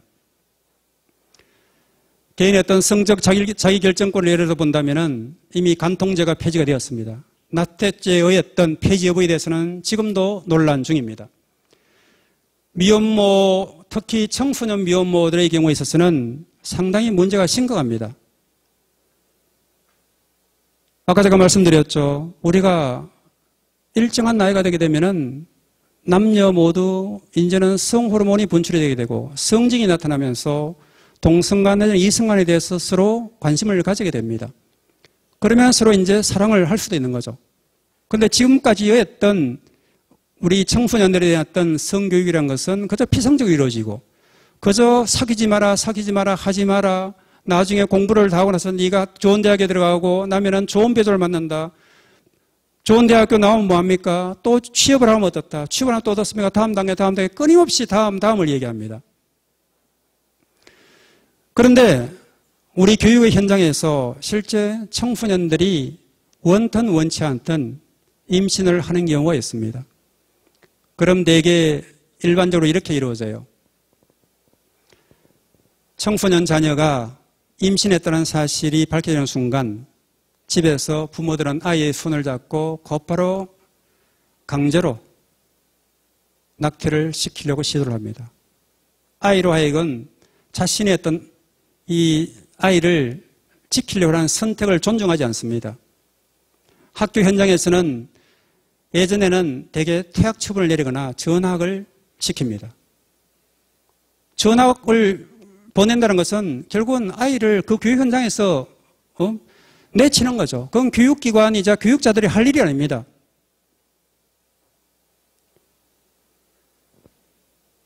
그 마지막까지 본인의 어떤 아이를 지킨 우리 청소년들의 미혼모들의 경우에는 쉼터도 제대로 없습니다. 우리 사회의 구성원이고 우리 사회의 어떤 미래 세대가 아닙니까? 출생률을 걱정하면서 왜 청소년들의 어떤 이와 같은 출산과 출생을 그 생명을 우리가 왜 이렇게 버려야 되는 겁니까?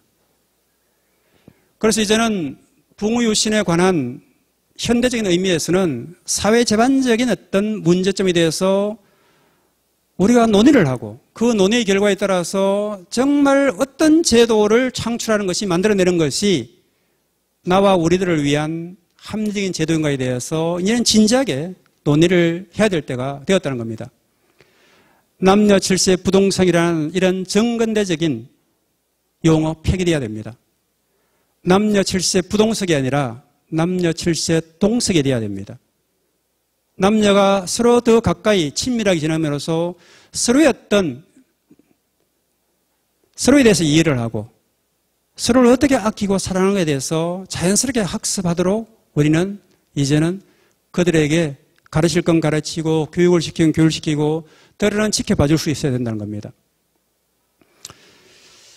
그래서 제가 피자 파이를 하나 이미지를 제시를 했습니다만은 결국은 이제까지 우리 사회란 것은 피자의 조각들을 나누어 가지고 내 자신이 먹기가 극복했다는 겁니다. 사실 이와 같은 피자의 파이를 적정하게 배분하는 합리적인 배분이 이루어지는 것만으로도 우리가 공정한 사회가 될 수가 있습니다. 하지만 이제는 이와 같은 피자 파이를 나 위주로 독식하는 것이 아니라 이 피자의 파이를 어떻게 하면은 사회 전체의 차원 내에서 더 키울 것인가에 대해서 이제는 고민을 하고 논의를 해야 될 때가 왔다는 거죠.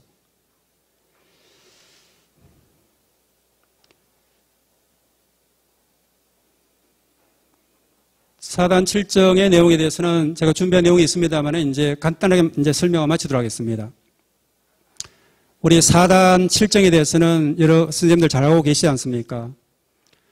척언지심, 수호지심, 사형지심, 시비지심이 있는데 제가 조금 심하게 말한다면은 우리 조선시대의 선비들과 우리 어떤 선조들이 기본 어떤 이 수기치인의 덕목으로서 그렇게 소중히 여기던 네 가지의 기본 덕목, 오늘날에서 제대로 지키는 사람 잘 못 봤습니다. 척언지심, 현대적인 인권의 의미에서 본다면 제가 누누이 강조하는 이 사회에 소외받고 가난하고 고통받고 있는 아픔을 보듬는 거죠. 척언지심이 사회복지정책으로 나타나게 됩니다. 이거 아직도 논란 중입니다. 수호지심, 자신의 잘못을 복구하고 남의 잘못을 미워하는 마음인데 수호지심 사라진 지 오래된 것 같습니다. 자신의 잘못들을 부끄러워하지 않아요. 우리가 언제부터 이렇게 인면수심을 가진 사람들로 바뀌어버렸을까? 저는 더러 참 안타까운 마음을 가지고 있습니다. 그래서 먼저 어떤 문제가 생기게 되면은 나의 잘못은 없는가? 나로 인해서 만약 어떤 타인이 고통을 받고 이 사회가 잘못된 일에서 내가 잘못한 일은 없는가에 대해서 부끄러워하는 마음을 가져야 된다는 거죠. 그런 연후에 결국은 문제가 있다면은 그 문제를 해결하기 위한 구체적인 해결책을 제시를 하고 필요하면 실천적인 행동을 해야 된다는 겁니다. 사형지심도 마찬가지죠. 우리가 자신을 낮추고 상대방을 존중하는 마음을 가져야 되는데 전부 자아가 앞서가지고 나만 잘났다. 이걸 내세워서 다른 사람을 무시를 합니다. 사회적 지위가 좀 있다고, 권력이 있다고, 돈이 조금 있다고 왜 그렇게 자기 자신을 드러내려고 하는지 모르겠습니다. 마지막에 시비지심도 마찬가지죠. 이것은 우리 정치에 관심 가지고 있는 사람들이 너무나 많으니까 시비지심은 너무 달조화돼서 문제입니다. 이제는 정치에 대해서 조금 관심을 끌 필요가 있다고 생각합니다. 이로 인해서 인간관계가 힘들어지게 됩니다. 한 집안 내에서 부모지간도 정치적인 이념에 따라서 서로 다투다 보니까 결국은 분란이 일어나게 돼요. 각자가 가지고 있는 정치적인 이념을 존중하면 됩니다. 존중하는 마음 위에서 그제서 우리가 합리적인 논의와 토론이 이루어질 수 있는 거거든요. 그렇지 않다 보니까 결국은 부자지간의 친함을 떠나서 정치적인 문제로 그 관계가 오히려 어려움에 빠지게 됩니다. 그래서 이런 면에서 우리가 이와 같은 선인들의 이 기본적인 이 사회질서 유지와 인간관계 유지에 있어서 했던 논의되는 바들을 현대적 의미에서 한 번 더 우리가 검토해 볼 필요가 있다는 거죠. 그래서 제가 다른 것들은 중복되기 때문에 제가 첫째 주 강의에 가장 먼저 던졌던 질문을 다시 한번 던지고자 합니다. 아는 것이란 무엇인가? 이에 대해서는 제가 많은 시간 강조를 했기 때문에 한번 생각해 보시기 바랍니다. 그리고 만일 내가 공자라면은 이 사회 현상을 어떻게 바라볼 것인가? 라는 겁니다. 그리고 우리 몸과 내면에 대해서 한 번 더 성찰하는 시간을 좀 가지셨으면 좋겠습니다. 너무 바깥의 현상에만 관심을 가지고 휘둘리다 보니까 진정하게 내 내면의 가치와 내 몸에 대해서 성찰하는 그런 시간들을 잘 가지지 못하는 것 같습니다. 그래서 잘 아시는 것처럼 공자가 이제 나이대별로 말한 게 있죠. 저도 이제 50을 넘어서 곧 이제 60에 가까이지게 됩니다만은 늘상 이제 경계를 합니다. 과연 이 귀가 순해졌는가? 늘상 남 앞에서 가르치다 보니까 저 역시도 경계를 하면서도 문득문득 자꾸 자아가 드러나게 됩니다. 그래서 이제는 보다 더 타인과 세상의 소리, 세상과 사람들이 겪는 어떤 아픔에 대해서 보다 더 귀를 기울일 나이가 되어가는 것 같습니다. 70이 되게 되면은 공자처럼 내가 뭐 이제는 뭘 생각하거나 뭐 내가 원하는 대로 자유롭게 내 모든 행동 거지가 자연스럽게 이루어지는 나이가 되면 얼마나 좋겠습니까? 저도 이제 이런 나이가 되게 되면은 공자와 같은 어떤 경지에 이룰 수 있는지는 모르겠습니다만은 끊임없이 경계하고 노력을 해야 된다고 생각합니다. 마지막으로 이제 한마디를 인용하면서 오늘 강연을 마치도록 하겠습니다. 안토니오 보토가 이제 소년이라는 시에서 이런 시를 썼습니다. 우리가 키스하게 놔둬요. 단지 키스뿐이에요. 우리에게 더 필요한 것이 있나요? 동성애자들이 이제 묶은 시집에 나오는 시 중에 한 편입니다만은 너무 개인의 사생활에 대해서 관심을 가지지 않았으면 좋겠습니다. 개인의 엄밀한 사적인 영역이지 않습니까? 왜 그렇게 타인의 어떤 사생활에 관심이 많을까요? 연예인들이 결혼을 했든 이혼을 했든 왜 그렇게 관심이 많습니까? 그것보다는 아까 말씀드린 것처럼 이제는 나와 우리 문제에 대해서 보다 깊이 성찰하고 나에게 남은 시간이 얼마일까? 그를 바탕으로 해서 내가 앞으로 어떤 역할을 해야 될 것인가에 대해서 좀 더 관심을 가졌으면 좋겠습니다. 마지막에 제가 이제 시 한 편을 첨부를 했습니다만은 아마 강의, 이제 첨부가 되어 있을 겁니다. 강의 안에. 제가 이제 진해를 소재로 해서 그 부부 유비월을 이제 소재로 해서 시를 쓴 겁니다. 진해가 되게 이제 상당히 부부의 정이 각별하다고 하지 않습니까? 그래서 한번 시가 길기 때문에 제가 직접 낭독은 하지 않겠습니다만은 우리가 인간이 바라볼 때는 상당히 미물이라고 생각하는 진해들마저도 이렇게 배우자의 어떤 죽음에 대해서 아파하고 슬퍼하는데 하물며 이 인간이 배우자 내지는 다른 사람의 어떤 아픔과 고통에 대해서 외면한다는 것은 그것은 저는 인간으로서의 어떤 기본적인 심성과 도의에서 크게 벗어났다고 생각합니다. 그래서 이제는 우리 스님들이 우리에게 가르치고자 하는 것은 무엇인가에 대해서 한 번 더 성찰하면서 이 삶을 살아가면은 우리가 훨씬 내면이 안정되고 평온한 상태가 되지 않을까 생각합니다. 그래서 제 강연은 여기서 마치고 남은 시간은 질문을 받도록 하겠습니다. 고맙습니다.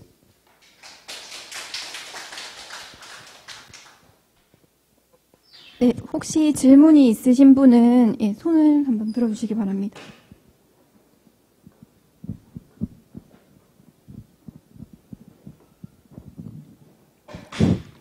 예, 좋은 강의 잘 들었습니다. 예, 99쪽에 보면은 아까 말씀하신 정명,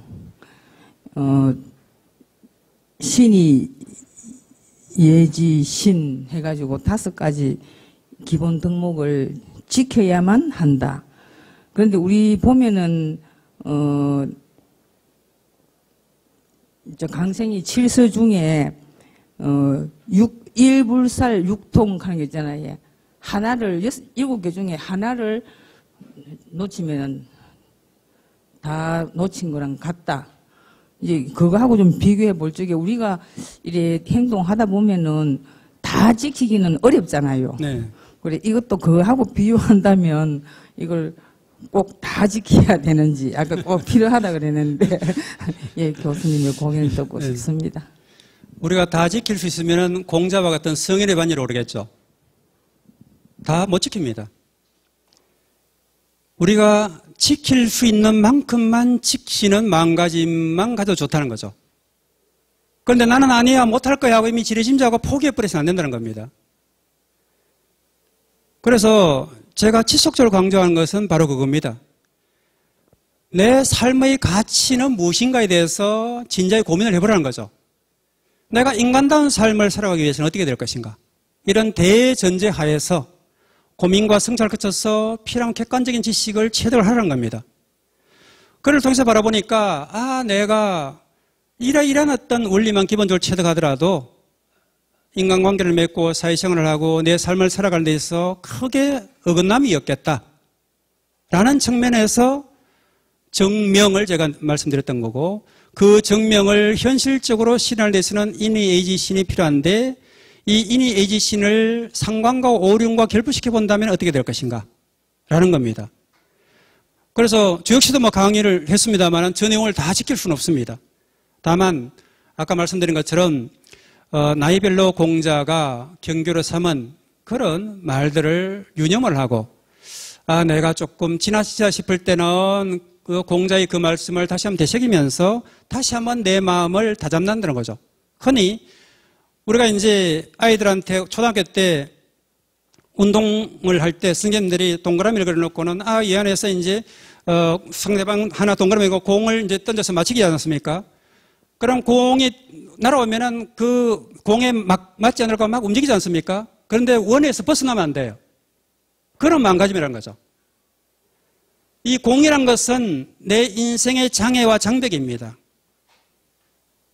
어떤 문제가 생겼을 때 그 문제를 무조건 피하는 것만이 능사가 아니라, 피하면서도 이제 머리를 쓰면서 피할 때 일정한 예와 법에 따른 원이 있는 거죠.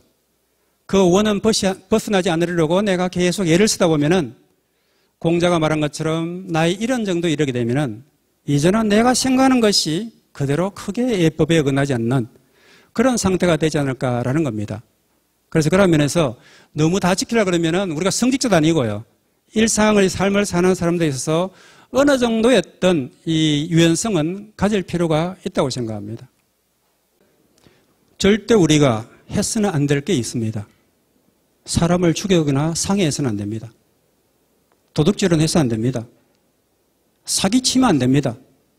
이런 그동안에 우리가 인류가 사회와 국가를 구성해서 그동안 계속 체득하고 정립한 기본적인 가치와 법률 제도들이 있습니다. 그 바탕 위에서 볼 때 우리가 절대로 해서는 안 되는 일들이 있어요. 그것은 꼭 종교적인 면을 떠나서, 종교는 종교남의 어떤 나름대로 도덕윤리 교육이 있지 않습니까? 그러나 일상의 삶을 살면서 적어도 내가 아무리 대의 명분이 훌륭하다 할지라도 해서는 안 되는 일이 있다는 거죠. 그런 일들은 해서는 안 됩니다. 그러면은 모든 것들이 다 내가 아무리 그동안 인생을 열심히 살고 많은 업적을 냈다 할지라도 한순간에 다 거꾸로진다는 겁니다. 네, 혹시 다른 질문 있으신 분 있으십니까?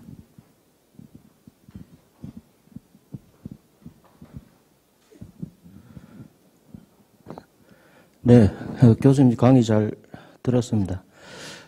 상강에 대해서 독특하게 해석을 내놓으셨는데, 네. 원래 의미하고 다른 해석인데 그 해석이 교수님의 생각인지 아니면은 어떤 근거에 의해서 그렇게 답답고 말씀하셨는지. 사실 이 상강이 이제 한나라 때 동중서에 의해서 제가 나왔다고 알고 있는데, 굳이 답다라고 하면 공자의 군군 신신 부부 자자가 있는데, 상강, 그리고 또 하나가 그렇다면 굳이 현대의 지금 수직적인 이 상강을 아예 폐지해버리고 차라리 공자의 군군 신시 글로 그것을 더 강조하는 게 차라리 안 나을지, 거기에 대해서 한번 여쭙고 싶습니다. 네. 아신 바와 같이 상강은 사실 오륜 이후에 나왔지 않습니까? 그래서 굳이 상강은 우리가 오륜만 제대로 가슴에 받아들이고 해설한다면 상강은 사실 불필요한 겁니다. 그래서 제가 대조를 시켜서 이제 설명했지 않습니까? 그래서 이 상강이라는 것은 오륜이 먼저 이 제시한 이후에 그 이후에 만들어졌기 때문에 상강이라는 것은 다분히 국왕 위주의 체제를 유지하고 수호하기 위한 차원에서 이 상강이 나온 겁니다. 그래서 우선 우리가 지금 생각할 때 현대적 의미에서 상강의 의미를 현대적으로 바라볼 때 굳이 이것이 불필요하다면은 뭐 선생님 말씀하신 것처럼 저도 상강이란 것은 뭐 폐지하거나 몰라도 저는 좋다고 생각합니다. 다만 이제 제가 중점을 두는 것은 이미 상강오륜이 우리 사회의 일반인들의 어떤 의식에 중요한 영향을 미쳤기 때문에 이것을 현대적 의미에서 한 번 더 재해석을 해보고 비판을 해보자는 거거든요. 그리고 제가 이제 정명에 따라서 이 답다워야 한다는 이 입장에서 해석을 한 것은 저희 개인적인 독특한 해석이 아니라 성균관대 지금 교수 이름에 생각하지 않습니다만은 그 성균관대 유학과의 교수님의 어떤 이 텍스트에서 제가 인용을 한 것이고요. 제가 생각할 때도 그분의 해석이 상당히 적합하다고 생각해서 그 내용을 제가 인용을 한 겁니다. 예, 다른 질문 있으신 분 있으십니까? 네. 인권 감수성에 대해서 좀 설명을 조금 더. 예, 알겠습니다.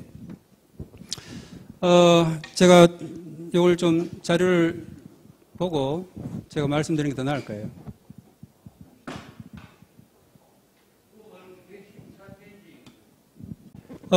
인권 감수성이란 것은 제가 누누이 말씀드린 것처럼 타인의 아픔과 고통에 대해서 제가 공감하는 겁니다.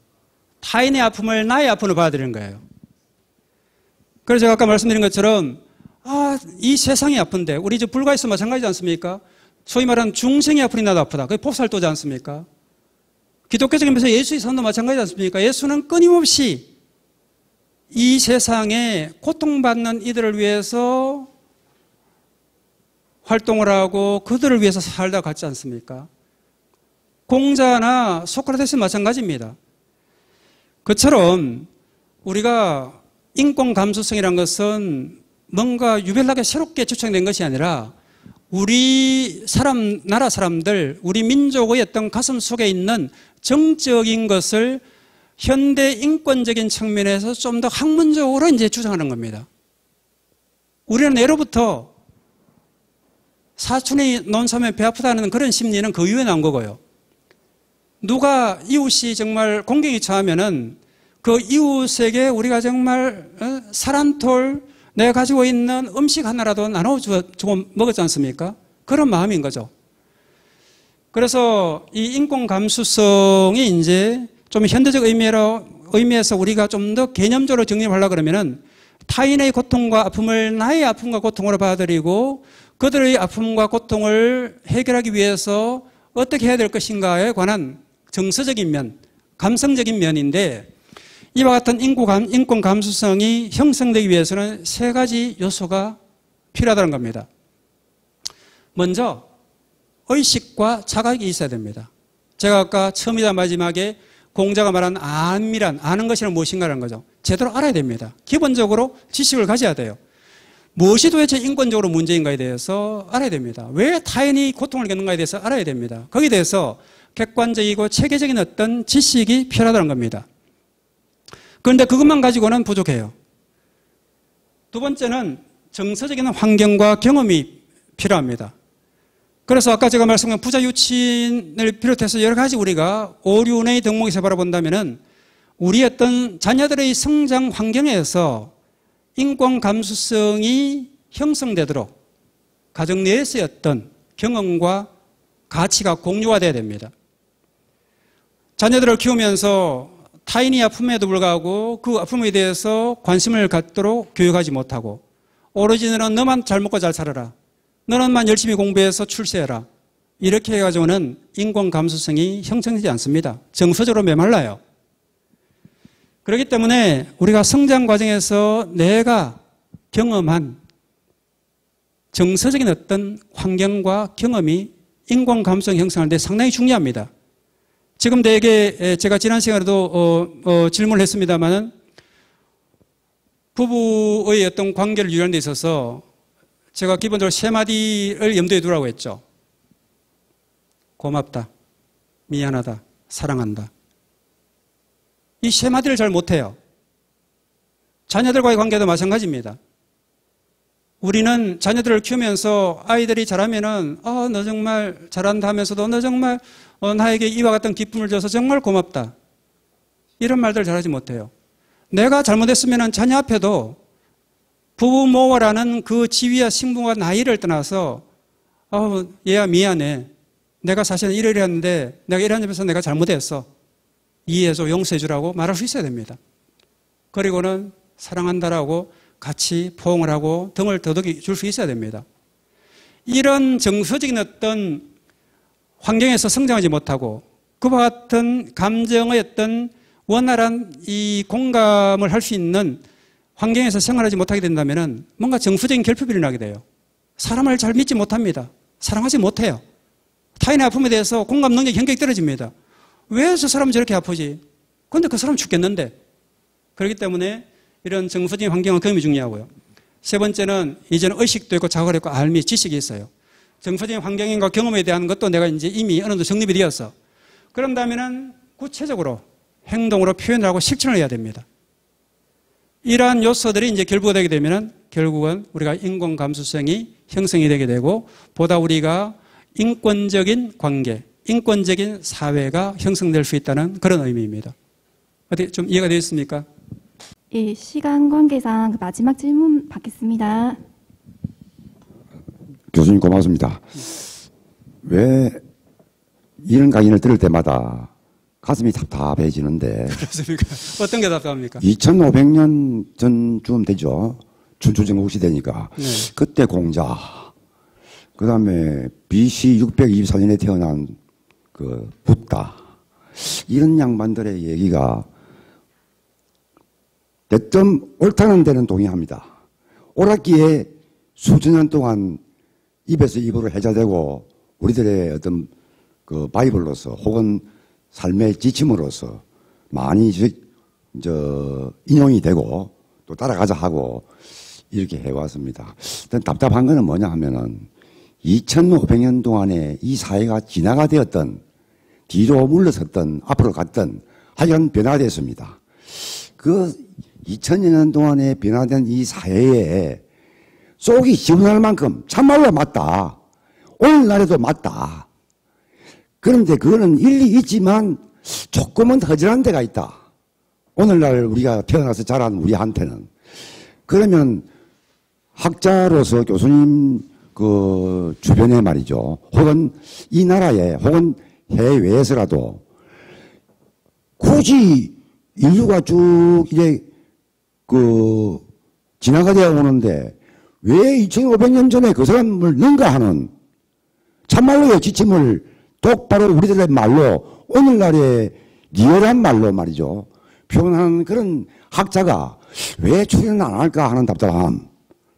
그러니까 도저히 빈대가 없는 조그만 구멍이 나는 조그만 변형식이어야 된다. 참작만 하되 오늘날은 조금 다르게 해석하마 하는 거 없이 오늘날 이 시점에 딱 맞는 만인의 행복을 위한 어떤 진리나 논리를 펴주는 학자가 왜 출연하지 않을까 하는 의문을 좀 갖거든요.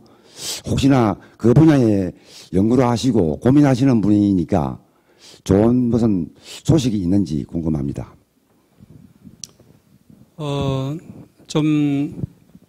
형식적으로 말씀드린다면은 2500년과 2000년을 전후해서 너무 큰 스승들이 나와버렸어요.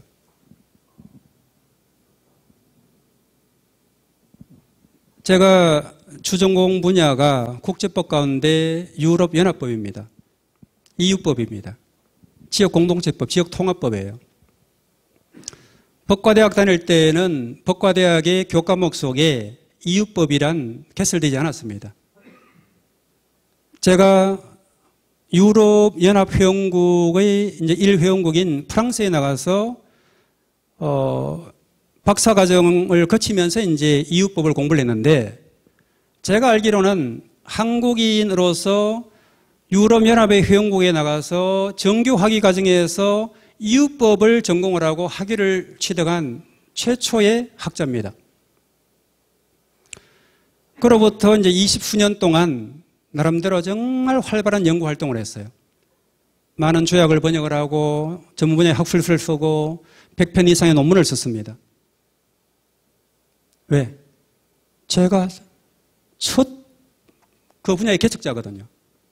제가 써내는 글이 동료 학자들과 후학자들에게서는 하나의 어떤 표준이 되게 됩니다. 물론 고충이 많죠.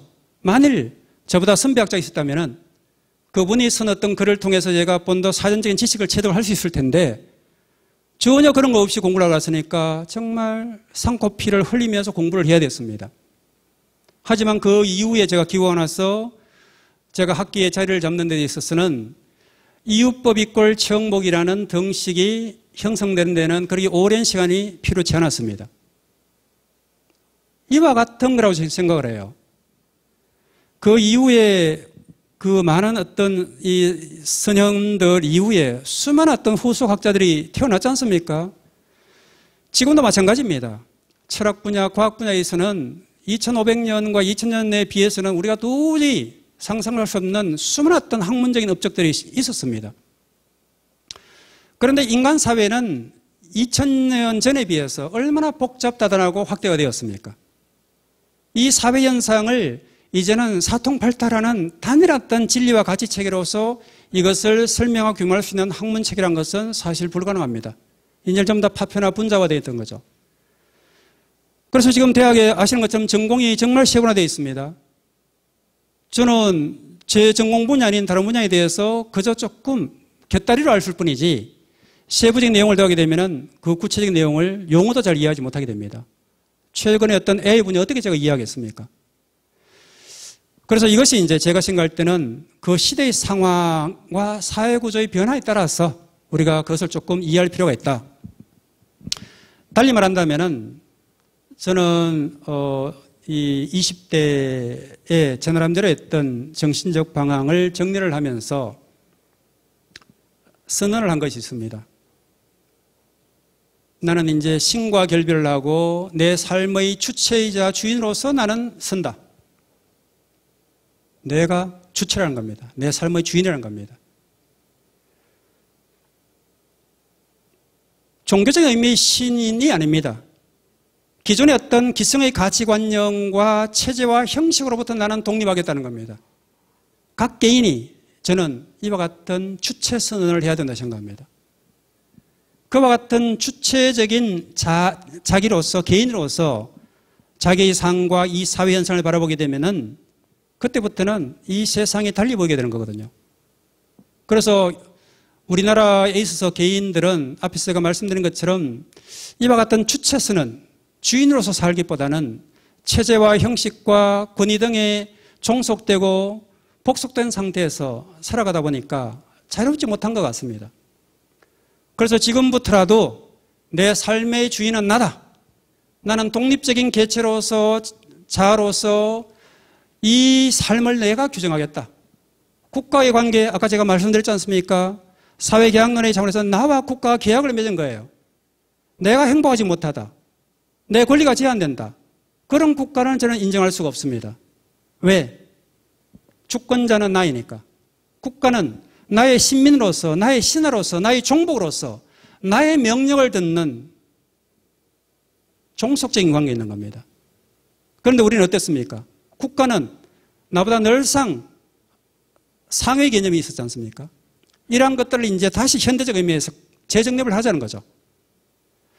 그런 면에서 이제 말씀드린 것처럼 지금부터라도 나의 주체선언, 주인선언을 하고 그를 통해서 이 내면과 세상을 바라보게 되면은 관계가 이제 수평적으로, 중청적으로, 복합적으로 이제 관계가 재정립이 되게 되는 거거든요.